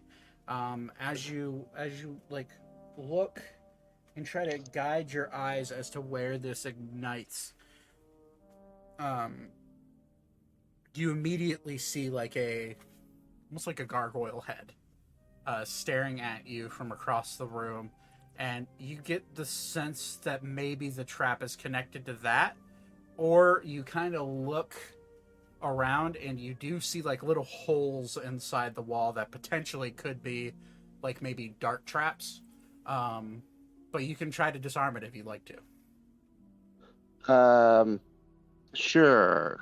Okay, roll. This is where you roll a thieves' tools check. So, roll a dexterity. Roll dexterity with proficiency. Unless you're double proficient in thieves' tool, just roll a thieves' tool check.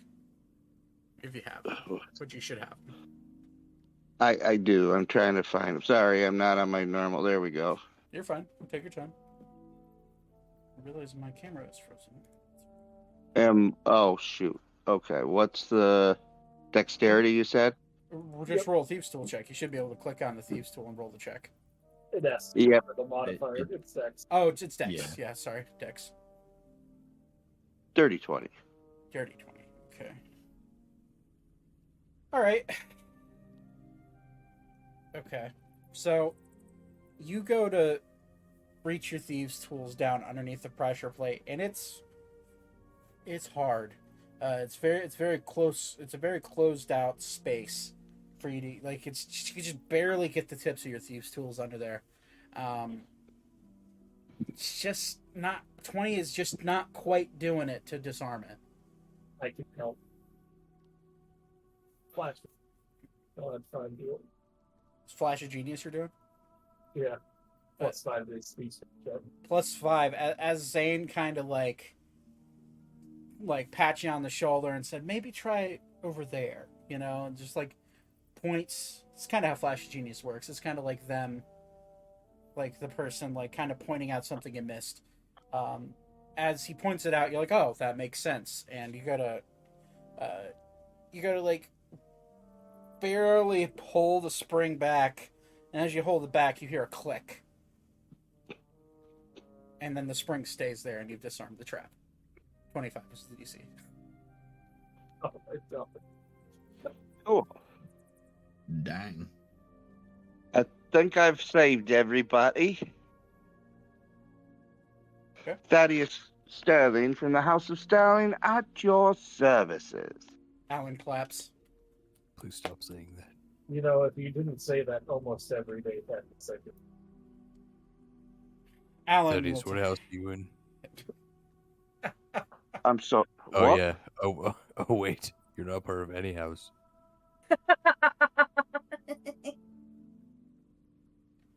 Dennis starts yawing as a donkey, laughing at your joke. Dennis gets me, man. I'm gonna pull out my rapier and poke Dennis in the butt. Roll an Do attack. not. He only has 11 health. He only has 11 health. Are you, I'm Dude, gonna hit. I'm gonna Thaddeus hit, is about to fucking die. I'm gonna hit Thaddeus Yeah. 5 times with action surge. If you dare touch that donkey, we're gonna kill your Like character. an episode of Black Clover where they all have their weapons out. or It's that one guy. it would drop you, and then Alan would incinerate your body. Even Alan would be like, "Dude, what the fuck?" Elka's just gonna stand back and watch. Are you poking the donkey? No. Okay. Hey, Weaver. Please don't touch it. Weaver, do you Yes. know how to cook donkey ass? It is just meat. Alan like slowly steps in front of Dennis, giving you the bodacious side eye. Giving him or me? Him for sure. Okay. And then I'm just gonna laugh. If Dennis must live for all of us to die, then so be it. You mean the other way around, I hope? No, if Dennis needs to live, we will all die. Oh, okay. Yeah. Yeah, that's the one. Dennis is the Cordiorum. Oh my god. The Cordior was the friends we made along the way. That's me throwing my notebook on my seat. Good job, guys. It's just an open chest. It's just like, it's the friends you made along the way. It's like, no, we actually need that. No shit. Yeah, there's literally a note inside the empty chest. It just says LOL. How'd you guys know? It's like it's like that one letter you get from in Plants vs Zombies. From the zombies. Yeah. We stole your treasure. Come find us. Your treasure is somewhere else. Anywho, so you walk in to the first floor of this tower, and immediately you kind of get the sense that this is definitely an official building. You see like a clerk's desk immediately on the side, kind of like almost like a bank teller, where it's like a closed off space behind the counter. You see a spiral staircase going upwards to the next door. And as all of you step into the center of this room, magical torches slowly start to glow a dim light and light up all throughout the room. So you can now see in here. First thing you notice is that there are some shitty portraits that were drawn that are definitely a little bit more decayed and destroyed now, hanging along the wall closest to the stairs, and you see written in. Can anybody read Dwarvish? Thaddeus can, I know. No. Can we use the rune, the like cheat sheet that he gave us? This is modern Dwarvish, not ancient Dwarvish. So Oh, this okay. is definitely different. Or you will try I think to Alan read. can as well. Yeah, Alan can. So Thaddeus, what you read is essentially is a giant sign painted in red letters, a wooden sign painted in red letters saying "Employee of the Month." Is there a date on it? If there was, you can't read it anymore. No, there's not. Is there a picture with it? There's like multiple portraits of like different dwarves with beards that are they're so decayed now that it's hard to tell between which dwarf with a beard is who. It could even be the same guy. You don't know. By the way, Mousy, your camera's completely frozen. Or maybe she's just sitting really still. Maybe she. No. Yeah. That'd be kind of scary. Maybe we need to call 911. So, Please don't. I don't like cop. So, is there anything you guys want to do in here? You do see a clerk's desk, and you do see stairs heading upwards. I'm gonna see if there's anything behind the clerk's desk. So as you get to the door that enters into the back area of where this clerk's desk is, you do notice the door is locked to get back there. However, as you go to grab the doorknob, it's locked, but you just kind of like yank on it once with your strength, and the door just falls off the hinges. Fucking. Everywhere I go, there's destruction. What are the stairs made of? Stone. Okay. All right. Let's see if we can find a wizard tower. I'll go in there and check it out then. Okay. So you go in there and immediately you find just shelves of documents. And they're all neatly organized alphabetically in the door, and what you could probably tell is Dwarvish. But so that in that sense, you have a kind of a hard time telling what's what. But you do get the sense that they are labeled and they are neatly stacked, and it's all just pieces of parchment that are like stacked together neatly. You get the sense that a lot of this parchment is old and that it's brittle.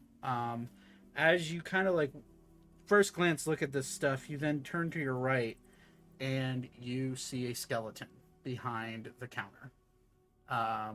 It is a short skeleton, and it is I'd say make a investigation check.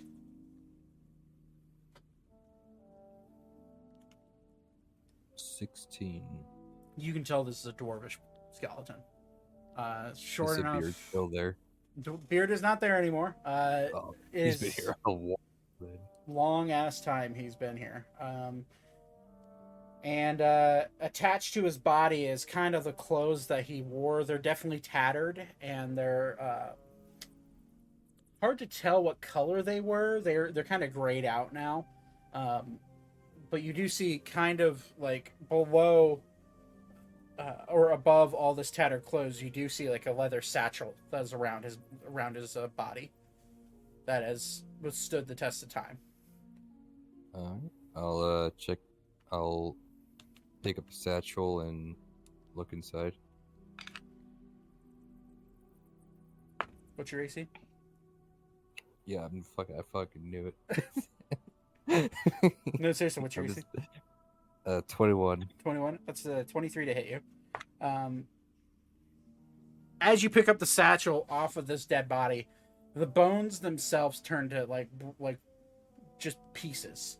It is old and brittle, and as the weight shifts from you grabbing the satchel off of around this dude's body, you hear a click and a pressure plate release, and getting shot at you is 4 bolts of fire from a gargoyle mouth that you do not see behind the door with your Fuck.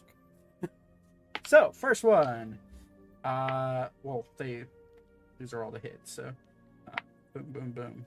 Okay, you take 38 points of fire damage. As you just get, all of you just see Ori from behind the counter just get lit on fire briefly as you grab this satchel. Ow. I drink a healing potion. Was that 20? Yeah, full heals of 20. Not bad then. Just a point of order. It looks to me as though there might be traps around here. So, if you want me to look a little better, You said 21 was your AC? Am I getting shot? Yeah, it is. Am I get shot again? I rolled just a 21. Yeah, you are. What the fuck is happening? I'm just standing there now. The pressure plate is now completely let go of as you realize. Oh, I guess I'll move. Yeah, so you do take an extra 13. You do take an extra 36 points of fire damage as more bolts of Jeez, fire just okay. get shot at you, and then All right, I'm now you realize that fucking moving. it's in a timed reaction. So 4 bolts get shot about every 5 seconds. 4 seconds, 5 seconds. So as you make your way out, you see 4 more bolts just go poof, poof, poof, and just shoot out towards the wall, and eventually you see all this paper start to slowly catch on fire. Hopefully that wasn't needed. I'm sure it wasn't important. You do have the satchel though. Guys, don't worry. I got this very important thing. Is it I'll actually open important? it and check it out. Make a dexterity This saving is throw. lunch. Fucking, No, I'm kidding. motherfucker. I'm kidding. I'm kidding. I'm kidding. Even the satchel. The satchel's Whose rigged. life is that boring, man? Who puts traps on satchels? The satchel's rigged with explosives. Like a Naruto paper Uh, trap or something. Right, Zach, it looks like your camera froze on stream again. dude. It's That is a good That is a a really good good face. Yeah, love that. Anyways, I'm drinking 2 healing potions. okay. All right. Were you gonna say something, Todd? I was just saying, 100-year-old tarantula comes out and goes, hey, and bites you. And then you die. So, Ori, point of order. As you open the satchel, the first thing you notice is a little coin purse. In it, you find 67 gold, 11 Okay. silver, Okay. 3 copper, and 3 platinum. Nice. It's the first thing you see. The next thing you see is that you find what looks to be a scroll of some sort. You look at the scroll and make an Arcana check. I'm actually the best at these. It's probably a 1, but okay, yeah. 13. 13. Maybe it's a spell scroll. Maybe it's a maybe it is just a mail written in scroll form. It's hard to tell though with a 13. The other thing you see immediately is a little dagger. About the size. It's a smaller dagger. Maybe it's a letter opener. But it is just a small, normal, like steel-looking dagger. And then, in another side of the pouch, you see, or inside of the satchel, you see what looks to be a well of ink that is dried up, a quill, and next to that quill, you what looks to be a rolled, almost like A a joint. almost like a cigar. Ooh, I was That's pretty close, yeah. Smaller in size than a cigar, and the plant that is rolled inside of it is giving off a kind of a flowery aroma. dude, that's just gonna be rank Just sniff after it. that long. You sniff it. Yeah. Make a wisdom saving throw. Yeah. See, I wanted to I wanted to sniff it to make sure, but I guess there's no escaping it. All right. Dirty 20. Hopefully that's good enough. Yeah, it is. It burns your Okay. nostrils when you smell it. It hits you with a level of energy that you haven't felt in a while. And it kind of feels like whenever you go into your bloodthirsty rages and you start killing people and you get that intense amount of energy that you feel. It feels similar to that, but cleaner. A little bit more easier to function with that. But it only lasts for a few seconds, and then you kind of shake it off and you're fine. But whatever it is pungent, and it smells like shit. You get an initial smell of like aromatic flowers, and then it just hits you in the face. It smells like manure. This crack? Literally shit. You don't know. Uh, You can make a medicine check. Someone can make a medicine check if they want to try to figure out what this is. yeah, I'll hold it out and say, does anyone know what this is? I don't smell it. Oh, I'd go in for a full. No. Okay, going for a full. Make a wisdom saving throw.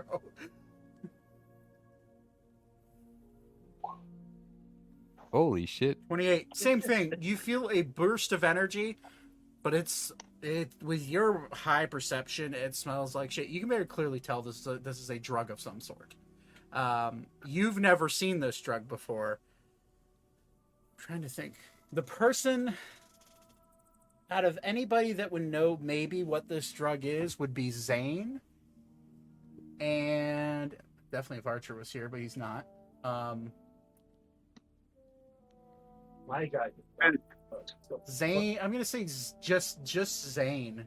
Beep as well. Well, wait. If Archer has seen it, would Elka? Archer has shielded a lot of his life from you. Let's be real here.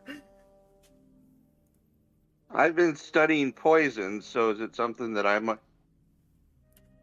You can make a medicine check if you wanna see if That's a good point. you can understand. I'd say for Zane and Beep, make either a medicine check or a history check. One of the two. You can also make a nature check if you want.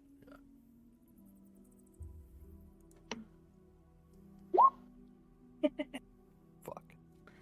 That's quick.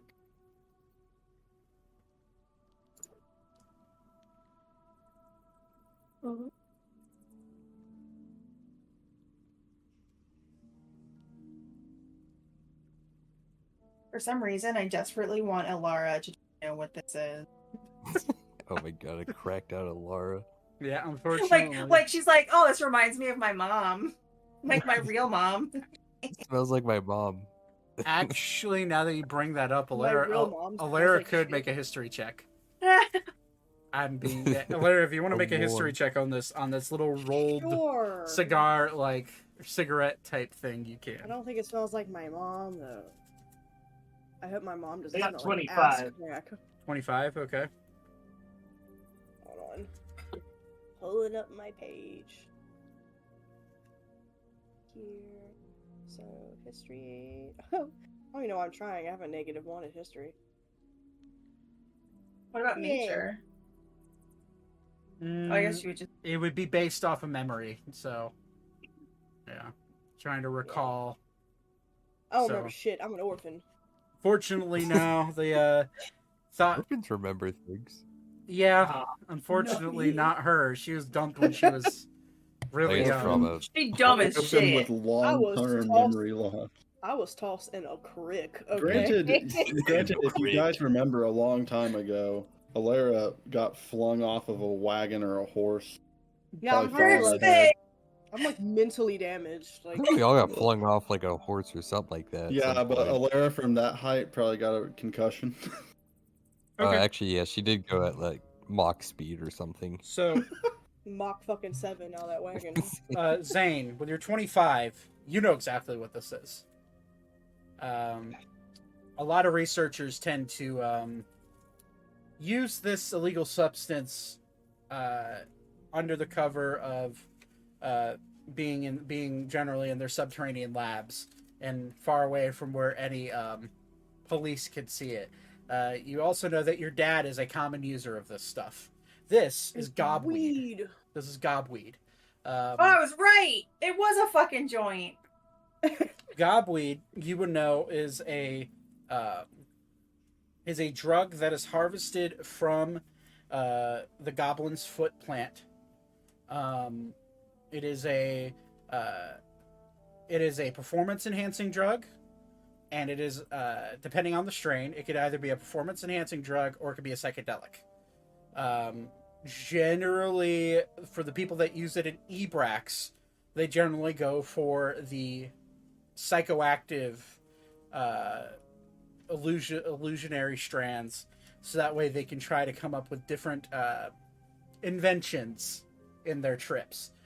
You would immediately recognize that this is more of an energy or a performance enhancing strand of this drug, and you would know that those that are under the influence of the performance enhancing strand, depending on the strength of it, could have some psychedelic trips along with being able to go through an intense performance. It's essentially cocaine. Same effects of cocaine in IRL, but also maybe psychoactive. Ways to use it is that it could be either inhaled via smoking it, or you could snort it. The other ways people have consumed this drug over the years is baking it into bread and other baked goods, as well as making a crystallized hard candy out of it. Zach, time out. What? I just want to make sure you're not in violation of any. No, I'm not. US. It's Okay. They're fake drugs. Yeah, it's fantasy drugs. If Twitch stings us for that, they can go fuck themselves. Okay, just all of a sudden it hit me like. Yeah, it's fine. Yeah, we're not. You could talk about it all you want.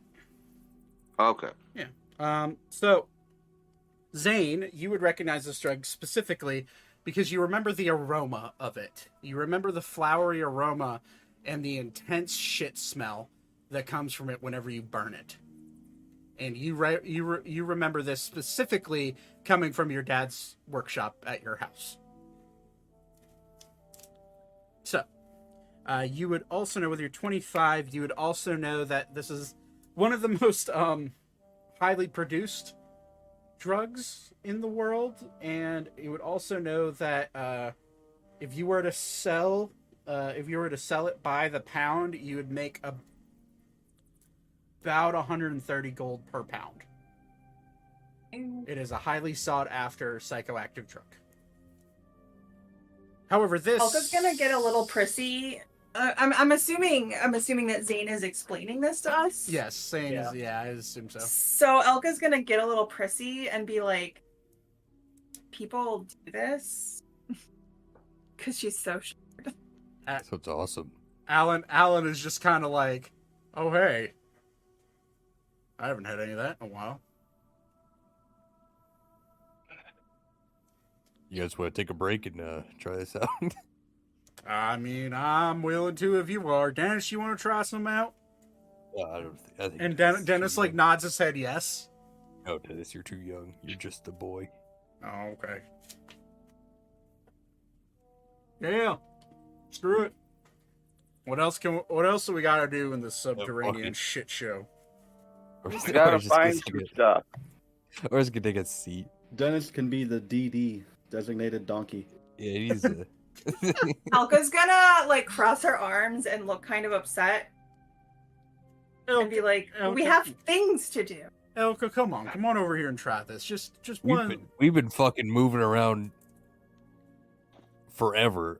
I think I don't know. I'm getting a southern accent. I think we need a break. Slow your roll there, cowpoke. We've about barely we- started.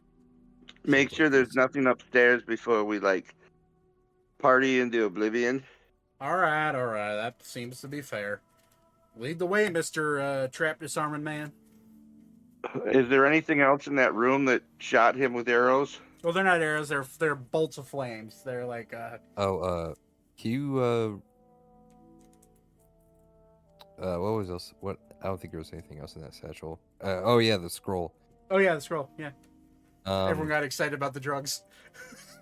yeah. Ori's gonna hand. I guess hold out the scroll and say, "Does anyone know what this is?" Alan. It's a scroll. Alan will look at it. Well, it's a scroll. Definitely looks like a scroll. Well, do you should open it? Do you want me to take a look at it? I'm. Right Alrighty. here. Take a look at it.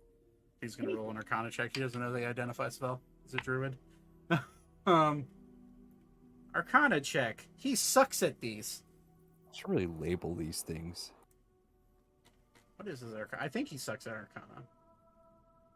He's okay at Arcana. He's proficient in it. Just doesn't have very high intelligence.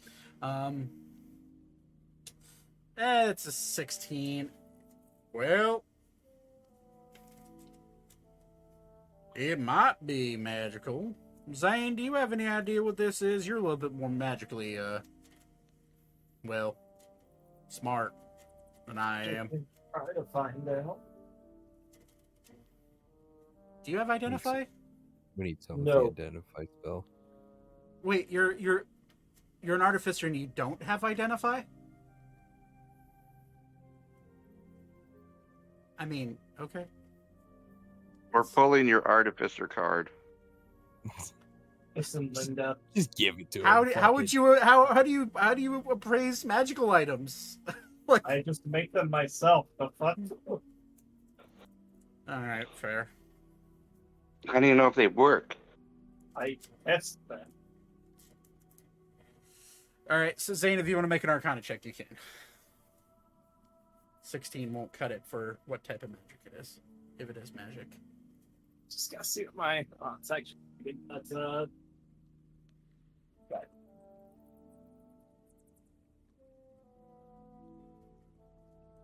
25. 25. You would recognize that this is magical.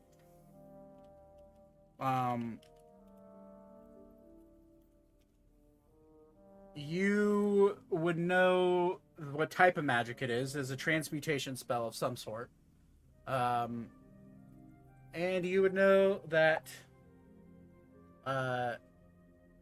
upon opening the scroll and fully looking at, like, if a person opens this scroll and looks at it, the spell would be used.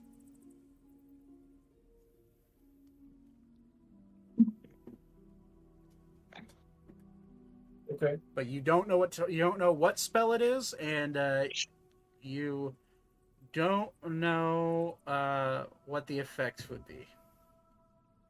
All you know is that you could tell it's the type of scroll that is a quick use scroll, where if you open it and look at it fully, the spell happens.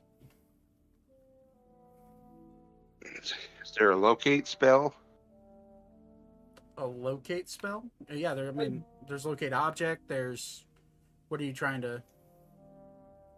Like, locate the important things that we might be looking for today? I mean, yeah, you could use a locate object on the description of, say, like a Cordeorum. But if you're trying to use a locate object spell to locate this scroll, it would ping right in front of you. It's only supposed to locate. No. I was thinking, could the scroll be something that would tell us where the Cordeorum is? But I don't know, Thaddeus. Well, you use the scroll type. Thaddeus, how about you stand like 400 feet away and open it? Yeah, I mean, if you wanted, I'd be willing to open it, but I feel like I'm one of the only ones who could potentially help people out if it's something that's bad.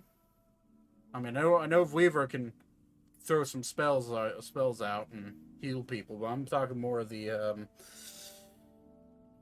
well, certain spells have the ability to turn people to stone. Some of them can instantly poison them and make them paralyzed. Some of them can be, I mean, it's a matter of, I mean, by the looks of it, that satchel, if you ask me, probably is I'd say maybe it's a courier's satchel, like a mailman, maybe. So maybe he had some sort of a scroll to help protect himself as he was wandering through the caves. I don't know. Making something to help him get along quicker too. I'll just hang on to it for now then. All right. Well, you do what you want with it. I suppose let's go upstairs and see if we can find anything. Was there anything further in that room that shot the stuff at Ori that we need to look at? Or There's now papers that are completely incinerated because of the fire being shot out at a constant rate. And it takes about 10 minutes of you standing around for the trap to finally stop. The rune has ran out of magic.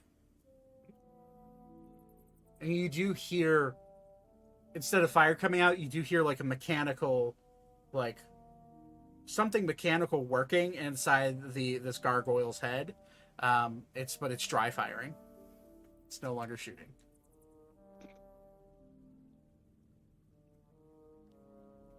All right. So you guys want to go up these stairs? Mm-hmm. Okay. Who's leading the way upstairs? That I will lead, and I will use a high amount of perception and then investigation checks as we move forward. Okay. So if you're looking for traps, go and roll an investigation check as you're going up these stairs. 4. Doesn't seem trapped. Keep going. You get about 5 steps up and you hear a click. Oh, shit. What's your AC? 16. 16. That's a 28 to hit you. Okay. Thaddeus, you step on a pressure plate and you see a door open just to your side. It's only targeting you. You see a trap door open on the wall, and sitting in front of you is this giant ballista bolt. And it slams into the side of you as you step. You take Uncanny dodge.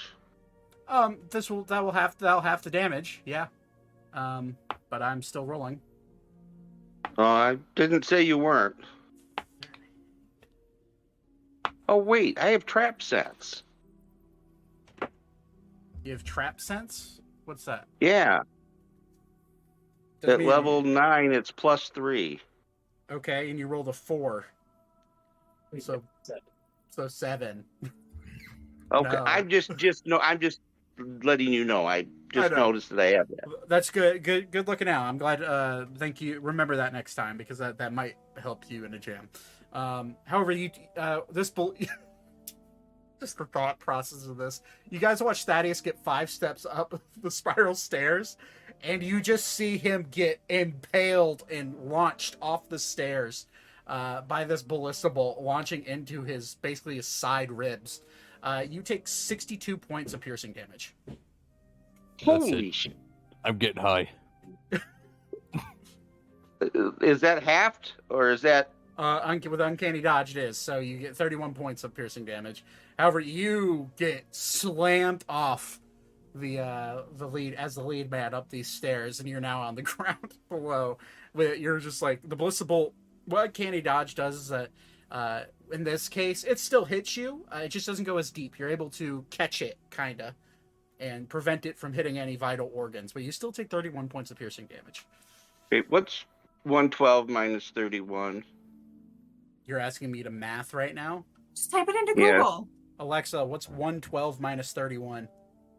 112 minus 31 is 81. 81. Okay. I was 1 off. And for anybody that is watching that has Alexas, I'm not sorry. You knew what you signed up for. Yes. as soon as you watch this chaos, you know what you signed up for. Okay. So Corgan headset ... So, anyways, you get hit by this ballista bolt. All of you just watch Thaddeus get flung off these stairs by this blur of a bolt, and you just see it like sticking out of his ribs, and he's like, you pull it out, of your ribs, Thaddeus, and it's just like now you have this gaping hole in your side. I'll look at Alan. Do you want to get him, or shall I? I'll take care of it. Thaddeus, get your ass over here. That Oh, does yeah. kinda look like a lollipop. Don't say that. He's gonna get excited. Oh, I went in the wrong hole. oh no. He'll cast he'll cast Cure Wounds at. Seeing the he'll look at the ballista bolt and be like, oh god. And he'll cast it at 4th level. Hopefully that fully heals you.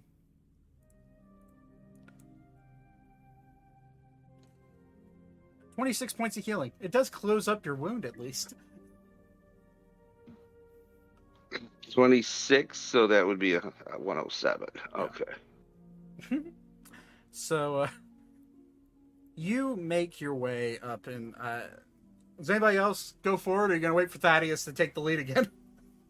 No, Elka's gonna keep going. Elka's gonna move forward, but since she knows where the trap, I mean, I guess the ballista doesn't have anything in it left, so. You look at the ballista, you do see another bolt now. Then I will skip over wherever Trap is Thaddeus. okay. You If land. we realize that at this point where these are pressure plates everywhere, can we be more astute to recognizing pressure plates? Yeah, of course. That's yeah. The DC gets lower and lower every time I ask you for an investigation check. The more you fail, in this case, just because you're starting to realize that this place is horrendously trapped. Okay, so you jump onto the 6th step, and nothing happens. Are you taking? Are you keeping an eye out now for pressure plates? Yeah, can okay. I just do an investigation? Roll an investigation check. Yeah. 16. 16. You start walking up the stairs slowly. You get to the 7th, 8th, and 9th step. You see nothing. The 10th step, you see just a very slight button that's on the ground that acts as a pressure plate. You dodge around that and skip the step. You point it out to your friends behind you. So,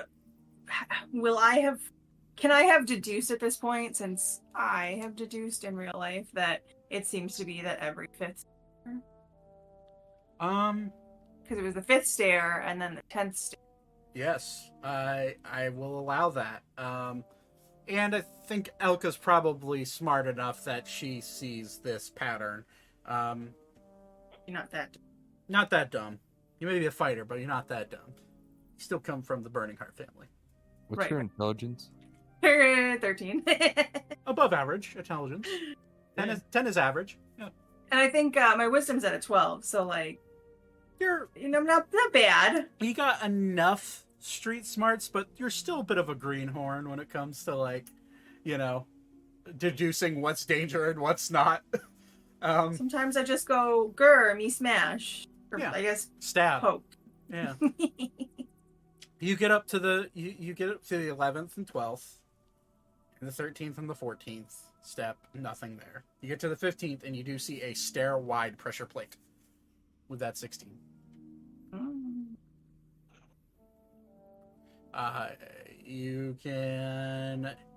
You could skip over it. However, as you look up past the 15th step, you notice that the 15th going into the 16th is the 2nd floor. And immediately at the 16th step, or the 2nd floor, you notice a pressure plate at the top of the stairs as well. So you would have to really try to jump over that. You can bunny hop over it, but I will. I mean, you're I'll also bunny in hop a- over it. You're also in a but small also, stair corridor to where if you look up and you look up on these stairs and it's like a slanted going upwards because there's stairs. right, but I'm above your also head. short, and if Ori can get, right. It's I mean- tall enough that Ori can just barely fit under. and I'm short enough that I should still be able to hop. So yeah, Without- you can bunny hop over. However, as you bunny, I'm gonna have you make we'll just say a general acrobatics check with advantage because of bunny hop.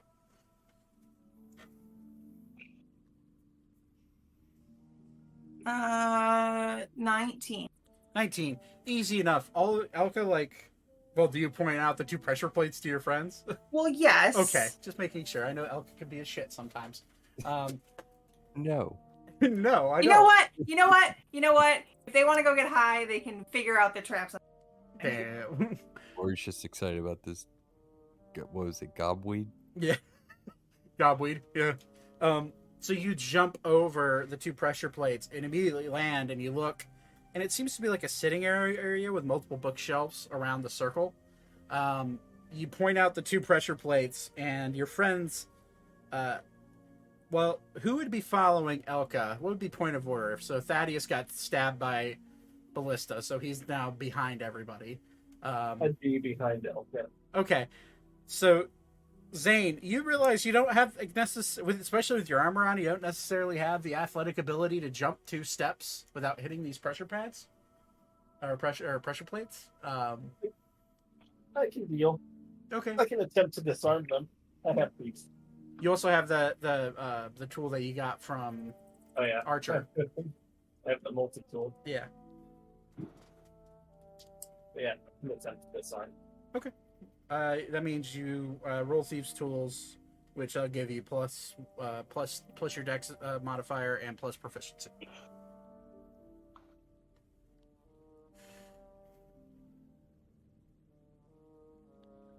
$24. 24. You're able to disable the first trap. You get up to the landing, and there's a you do see just a fully wide across like it's very easy. It's a metal plate on a wooden floor. So if you want to try to disable that, you roll that same roll. I sure will.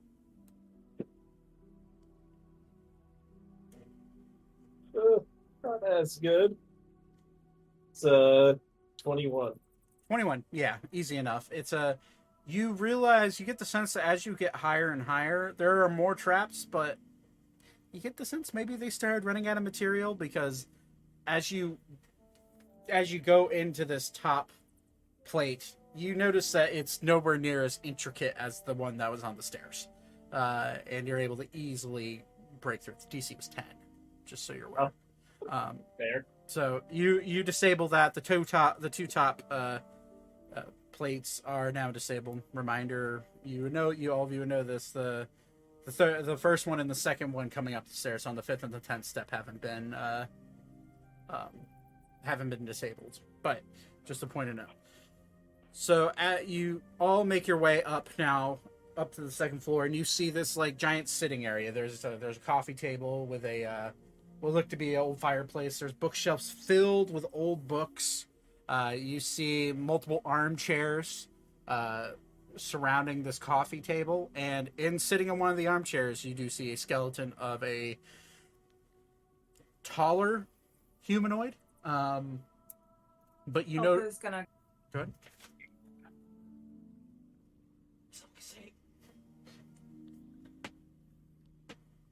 What were you saying? Oh, I said Elka's gonna go over and invest the skeleton while, 'cause I'm assuming it's gonna take Zane a little bit. Yeah. Just Yeah. she's bored. Right. You go over and look at the skeleton. Make an investigation check.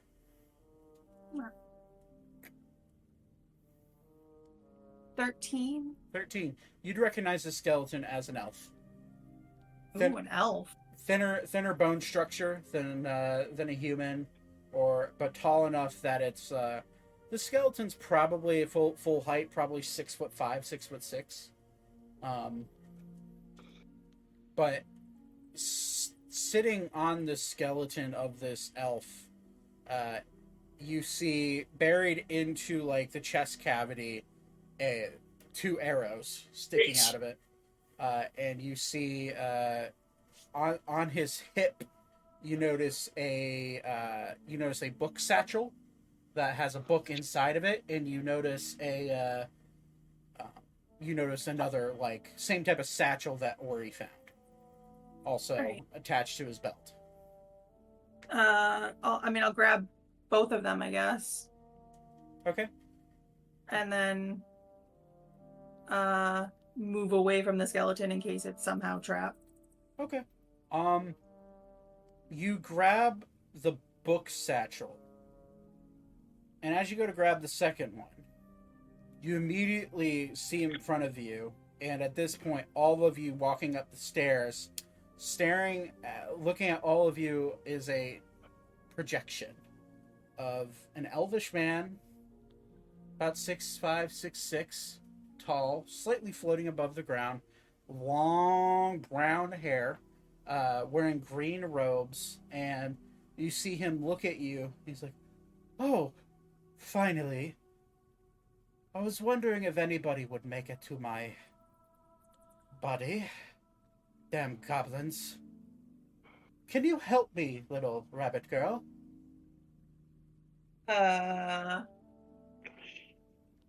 Pens? Well, you see, if you open that book that you have in your hand, there's a spell inside that book that should bring me back to life. Insight. Alright, make an insight check. Fuck. Is that an open? Yeah, if you invitation? open invitation. Whoever wants to make an insight check, you can. 11. Seems pretty straightforward to you, Ori. How about a 21? I got a 9, so. How about a 7? Not doing Alright, great. so Uh, Alan will. I think with a 7, I should know what it is. Alan's insight's fucking insane. How the hell did I get Mark of Wind? You're an elf, I think. Mark of the Wild. What elf? Wow, Thaddeus, you're not even a high elf, you're a fucking wood elf. You're a fucking poor elf, dude. You live in the trees. You're a homeless elf.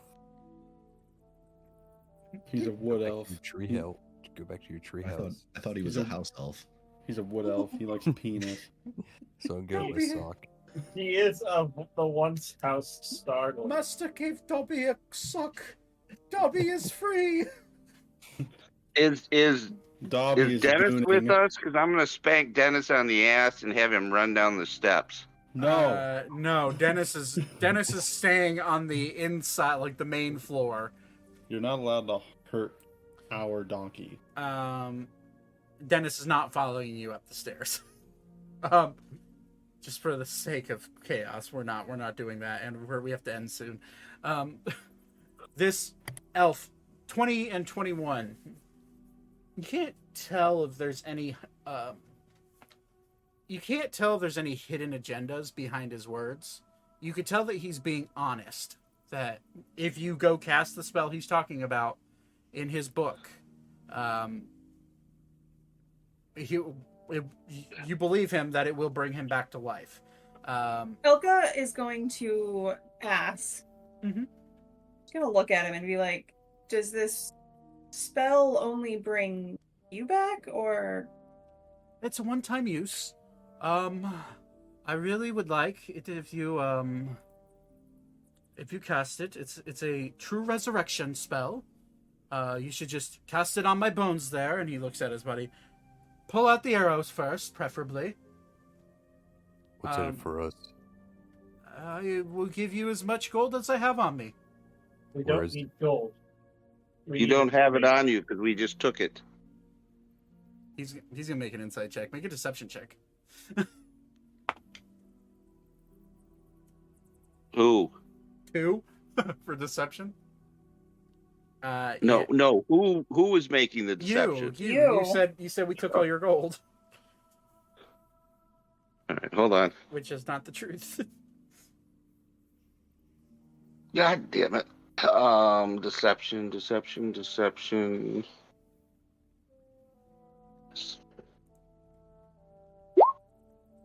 26. Wow. He just barely beat you with his insight. He rolled really high. Very I funny. rolled a natural. You rolled a 19. Good job. I rolled an 18, but his bonus is ridiculous for insight. Anyways, Maybe we should save this spell for something else. Well, I guarantee. Okay, I have 10,000 gold sitting in that. And he looks over at a bookshelf. Behind that bookshelf, only I can open it. It needs to read my magical signature in order to open. This bookshelf made out of Wood, from what you can tell. I could just break it. Yes, but you would be instantly killed. Would you give well, us I guess it's good thing information? we have this true resurrection spell. Elka is going to tell everyone to shut the fuck up real quick. Okay. Like, shut up! Who are you? And why should we resurrect? Well, because I'm a expert wizard, my name is Ornithalus Virbanes. Nice to meet you. If you Do want I the spelling, recognize I'll copy and the name? paste that in chat. Do I recognize the name? Same. Make a history check, both of you. Ugh. Yo, Horn that's, phallus. that's Gale of Waterdeep. I rolled a 4, so I don't think I know him. No, you do not. 24. That's his name in general. 24. Ornithalus Virbanes, you have heard of. He is an archmage that disappeared about 300 years ago. He's an elvish man that was curious in gaining the respect of all the dwarvish lords. He eventually he went missing 250 to 300 years ago, and his last known sighting was within the Rania Trench. It's not very far off. Elvish, would I know the name? Make a history check or a either history or religion check. Roll at disadvantage. Okay. 8. You've never heard of this guy. Listen, I will pose a question. Listen, I promise you, I will pay you handsomely. I have more than 10,000 gold, just not in this tower. He just lied to us. I thought it was Ben's bookshelf. Before we resurrect you, we're more so looking for information.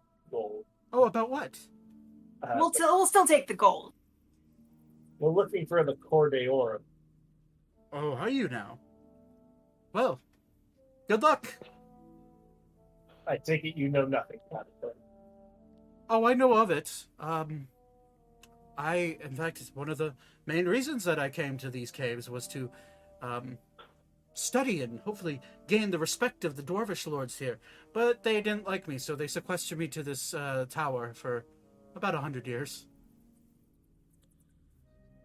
How did you die? Goblins. Now you can see, he looks at his body, the 2 arrows sticking out of his chest.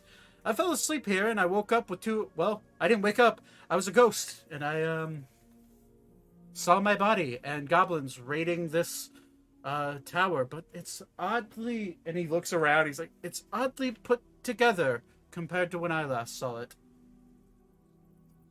Oh God, is my gold still here? And you'll see his projections start floating over towards the bookshelf, and you'll see him stick his head through the bookshelf. Yep, still there. I would prefer to know where to find this Cordeorum. At least to start working. I have notes. I would love to be alive again. If you resurrect me, all of my notes and all of the information that you can get that I have gained on the Cordeorum are yours, plus the 10,000 gold. Deal. Beg harder. What? Elka's gonna go take the arrows out of his corpse. I will grab the book. Thank you so much. This means so much to me. I'll do any. What is your names? Okay, please, I'd love to know the names of my saviors. I swear to whatever God you pray to, if you try thing, I will put them back in the ground. That sounds like a threat. An important one. It- I like you. What's your name? Not important right now. Oh, okay. Hey, like, I'm gonna reach out my hand. Thaddeus Sterling from the House of Sterling. and he So hears actually, he hears the name Sterling. Huh. Interesting. And he like floats over towards his corpse. Can't wait. Have you heard of the Oh house? no, of I need Sterling? the chisme, please. Oh, sorry. I didn't mean to be rude. Yes, I've heard of the House of Sterling. They were a bunch, as far as I'm concerned, they were just a bunch of wood rats. Elka's gonna laugh so hard.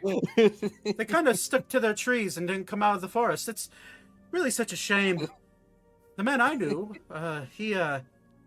when he came out of the forest, he didn't like being in the forest he didn't like being out of the forest for very long.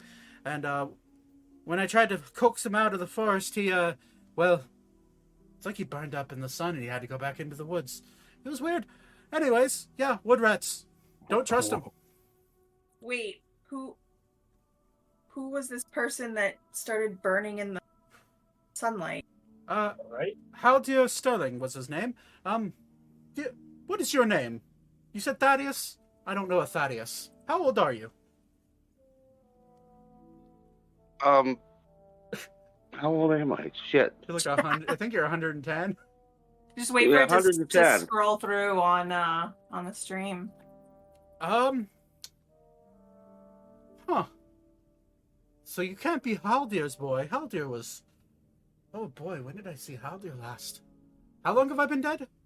Oh shit. I'm assuming a while. What year did you die? I don't know the year. I've been down here for a while. I entered the caves, so... yeah, I did carry the one. About, 425 PF? So about 300 years ago or so.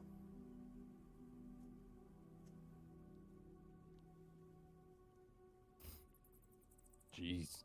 Yeah, I'm an old guy. I know. Elves live for a little while. Sorry, I didn't mean to. I didn't mean to. Haldir, Thaddeus, you know exactly who Haldir, Sterling is. Haldir Sterling is your grandfather. And you would remember Haldir Sterling as an old, decrepit, silver-haired, white-haired elf that hardly spoke to anybody, but fucking hated you. Jesus Christ. Because you were a flamboyant little boy and he thought that was not cool. I mean, isn't that why you got kicked out? That's why his dad kicked him out, yeah. Well, let me just say, you're probably right. The house is probably filled with rats and rodents, but I came out of the forest, so to speak. Oh, you didn't burst into flames? You keep Well- saying that. What does that mean? Literally. Why keep saying that? Haldir burst into flames when he walked out into the sun. Is he a Oh, I've vampire? been in the sun many times. Interesting. Some would say that I do flame a bit. Did Ori say out loud that was he a vampire? Is he a vampire? Oh, that's an interesting question. Was your grandfather a vampire? I honestly don't know. He really didn't speak to me very often. So are you like half vampire? Can vampires make real babies? Vampires I reproduce. guess it depends when he had the kids pre or post vampire. True vampires can make babies and spawns. Was Haldir a vampire? Thaddeus, open your mouth. We can Let me see your teeth. we could call it. Well, if you Open your fucking mouth. Thaddeus, just open your mouth like he's offering I'm you gonna something you want smile. to eat. there's no fangs. Just straight Oh, no, straight elvish That one teeth. tooth looks a bit pointy. Well, if you revive me, I can go ask Haldir myself if he's a vampire. Well, He's dead. Yes. And And how can you? Death is merely a inconvenience for one like myself. Thaddeus, he's currently dead himself. Well, if we Yes, revive him, he and I'm won't talking be to you. dead. Then how could he talk to him? How is the dead person we're talking to us right now? Who's holding Point the book? made. I've got the book. Just do it. Just revive him. I I'm will, gonna smoke this weed. It's a bit pompous, but I will begin with the resurrection. Yeah, you want to party Can with you imagine if you had done this before? If you had smoked the weed first? What if this is his weed? Oh no! Just Well, high I'm as hungry. shit, talking to Hey man, you want to party? a dead guy. Oh god. All right. So casting time takes an hour for true resurrection. So you start the incantation. You do notice as you start the incantation, you slowly see the page in his book start to burn away, the ink start to burn away. With your knowledge of the arcane arts, Zane, you would know that every wizard has the ability to cast a spell after they've lost their spell slot, at the cost of the scribed spell in their book. So you would start reading it, and you just slowly start seeing the true resurrection spell that's scribed in his spell book disappear, because you do not have access to a 9th level spell slot. Right. And as I never will. no artificers, it slowly starts to burn away, and then it's as you're going through the incantation, you just see him sitting there, just like, oh, this will be great. Having hands again, that would be nice. I could read. I could read. Yes, read. Sorry, got distracted. I see all my books and I got excited. you could goon. Sorry? I do not recognize this term, goon. That is because you are old. Probably, yes. Good point.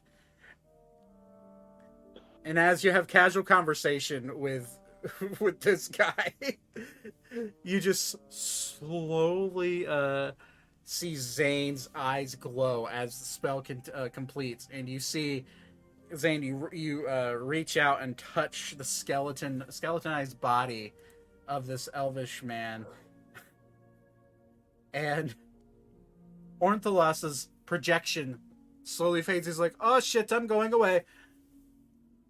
And eventually you see his, like, this ball of energy enter into the chest cavity of this body, and the magic coming from the spell grows flesh, grows tendons, repairs bones, repairs, like, you see his vascular system slowly get filled with blood from the spell. It's gnarly watching a guy get rebuilt from nothing. And he fully, eventually, his body forms, and the skin kind of wraps around his body like a Christmas present, and then stretches to where it goes into the right places. It's gross. This is not a cool thing to watch. I'm sitting there watching it, eating another chunk of heart. Elka's probably pretty enthralled as well, just because she loves watching magic work, even if she isn't the best at it. Can Ori put like his finger like where like a bone is to like make a hole so it doesn't finish? You know what I'm talking? Ori, let's switch his arms. That's His what arms have for. already grown fully. I mean, by the time you thought about it, no. Okay. Sorry, if you would have said, "Can I do that as the spell is starting?" Yes, I would allow it. But right Try to now, block a drain or something. I didn't want to interrupt, but I did want to switch the arms. Bones. well, in that case, interrupt Wait. me from now on. So, Ornthalos slowly comes to life, and he just looks at all of you. Oh, wow! great. And in front of you is this same visage that you saw. Just this handsome-looking, elvish, long brown-haired elvish dude. Well, and he looks at it. And he like, Zane, the spell book out of your hand just comes warping back to his hand. And, interesting. Well, that sucks. I'm not even supposed to know that spell. My High Druid friend described that in my book for me. Maybe they're still alive. And then he looks over at Alan. You kind of looked like him. Wait, what's your name? And Alan's like, Alan? Well, do you have a last name? No. Who was your... Do you have a father? Or a mother? Or a grandfather, maybe? Well, yeah, of course I do. My dad's name is Alwyn. My mother's name is, Oh, sorry, pulling up his mother's name. My mother's That name... random generator not going fast enough. No, I actually have his mother's name written down. My mother's name is Laura. Ring a bell? No, it does not. How old are you? Well... Alan, what about that other guy you kept mentioning first met? Oh, you mean Eustace? That's my brother. He's been gone for a while. Anyways, I'm about 400 years old at this point, I think. I don't know, you lose track after a couple centuries. Anywho, well, thank you. Okay, as I said, and he'll walk up to the bookshelf and pull a book, and the bookshelf will slide to the left, and you'll see a magical rune light up as the bookshelf moves, and an intense red light shines all over him, and he just goes, "Oh, okay. This sucks. This really sucks. This hurts. Oh, wait, it's fine now." And a latch opens. Zane, actually Zane and Vivra, make a Arcana check. Because you both have seen this spell before. And Thaddeus can make an Arcana check as well. Yeah. Really bad? Actually, it's not too bad. Deep. How much? 18. 18. Thaddeus, you can make an Arcana check as well. Yeah. As a player, I think I know what it was. Zane, you'd recognize the spell as the disintegration spell. That hit him and then did not kill him. He just kind of it hurt for a second and then he shrugged it off. And then he opens up a safe and inside of it is just a mound of gold coins. And he snaps his fingers and a bag of a giant gold pouch wraps around it apparates out of nowhere. And he snaps his fingers again and a string ties around the top of it. And he grabs it. He's like, "Okay, this is yours." And he'll hand it to Zane. Split that evenly. I'm just going to hand it off to whoever has. Okay. Cordeorum. Right.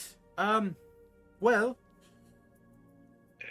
And he, waves his hand and you see, 18 books come flying off the shelf. These are all my notes. I prefer if they stayed here, so take your time. And he, you see him, look off to the... Oh, no. What's the status of this city? Bad. Describe bad. I don't sense any other living beings other than That's goblins. exactly what we mean when we say bad. There's goblins. There's goblins. Lots of goblins. Be right back. And you'll see him fly up and, out of a window. And you'll see him float.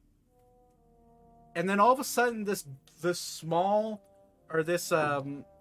large city that is in pitch darkness all of a sudden lights up like a sun has been placed. Sunbeam.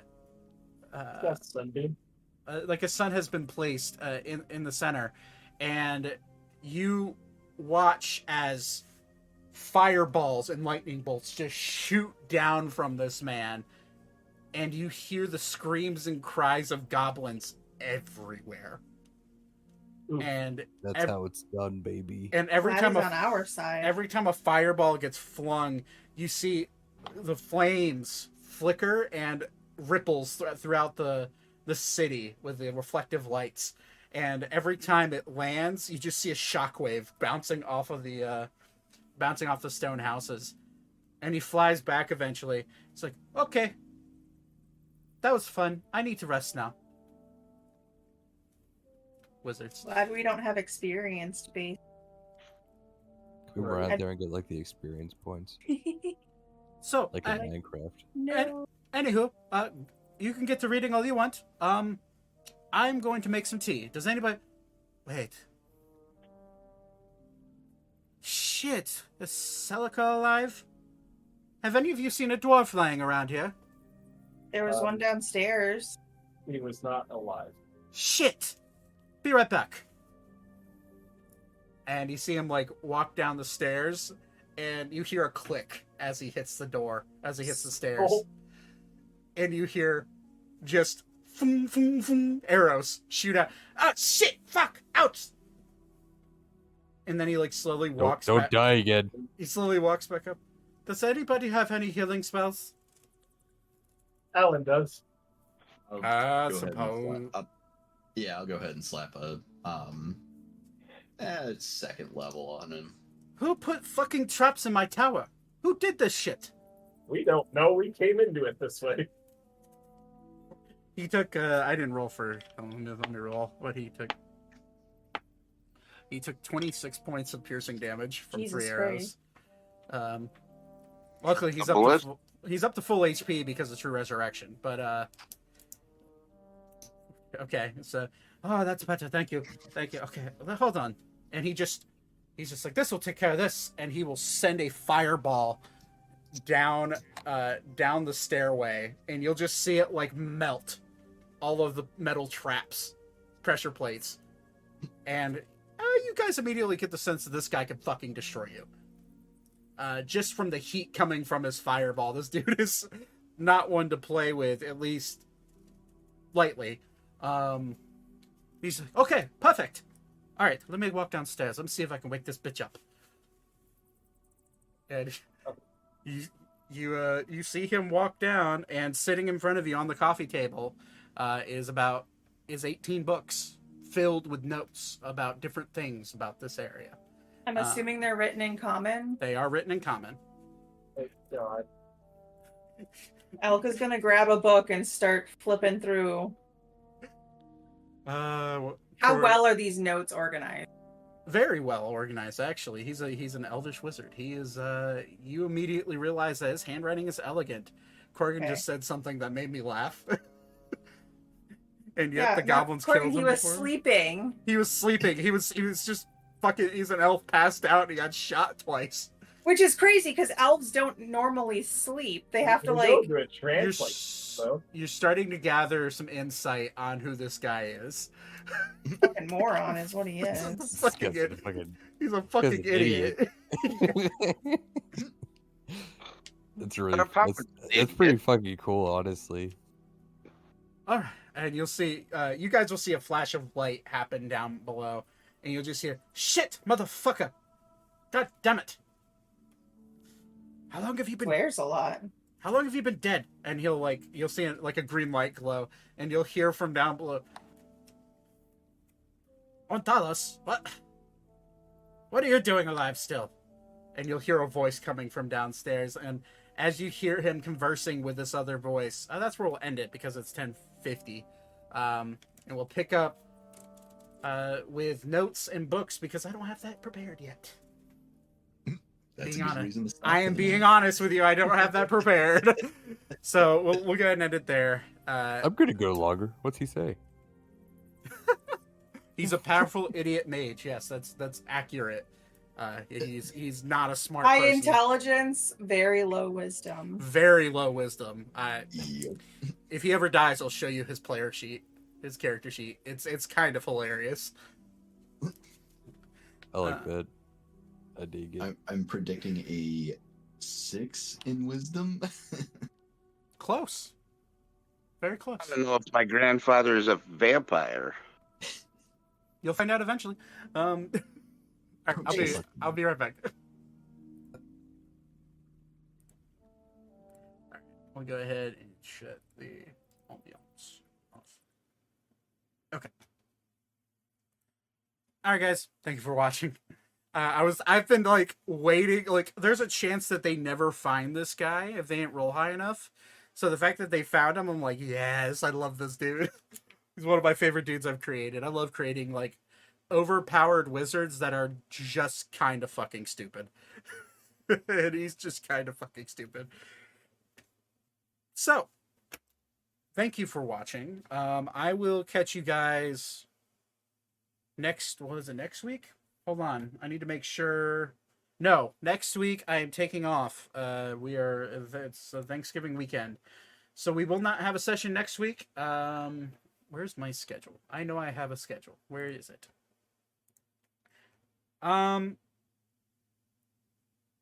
Blinks into the fire trap. Let me scroll and find my schedule because I know I posted it. Okay.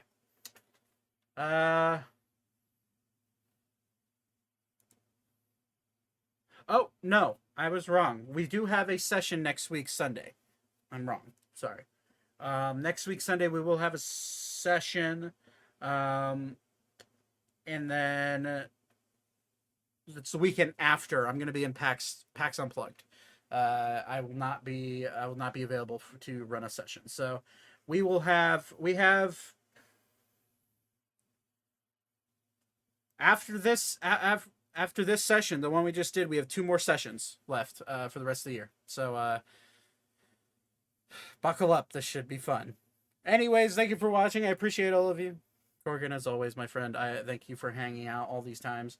There will be a Time to Roll Christmas one-shot on December 18th, so look forward to that. It'd be December 17th, live.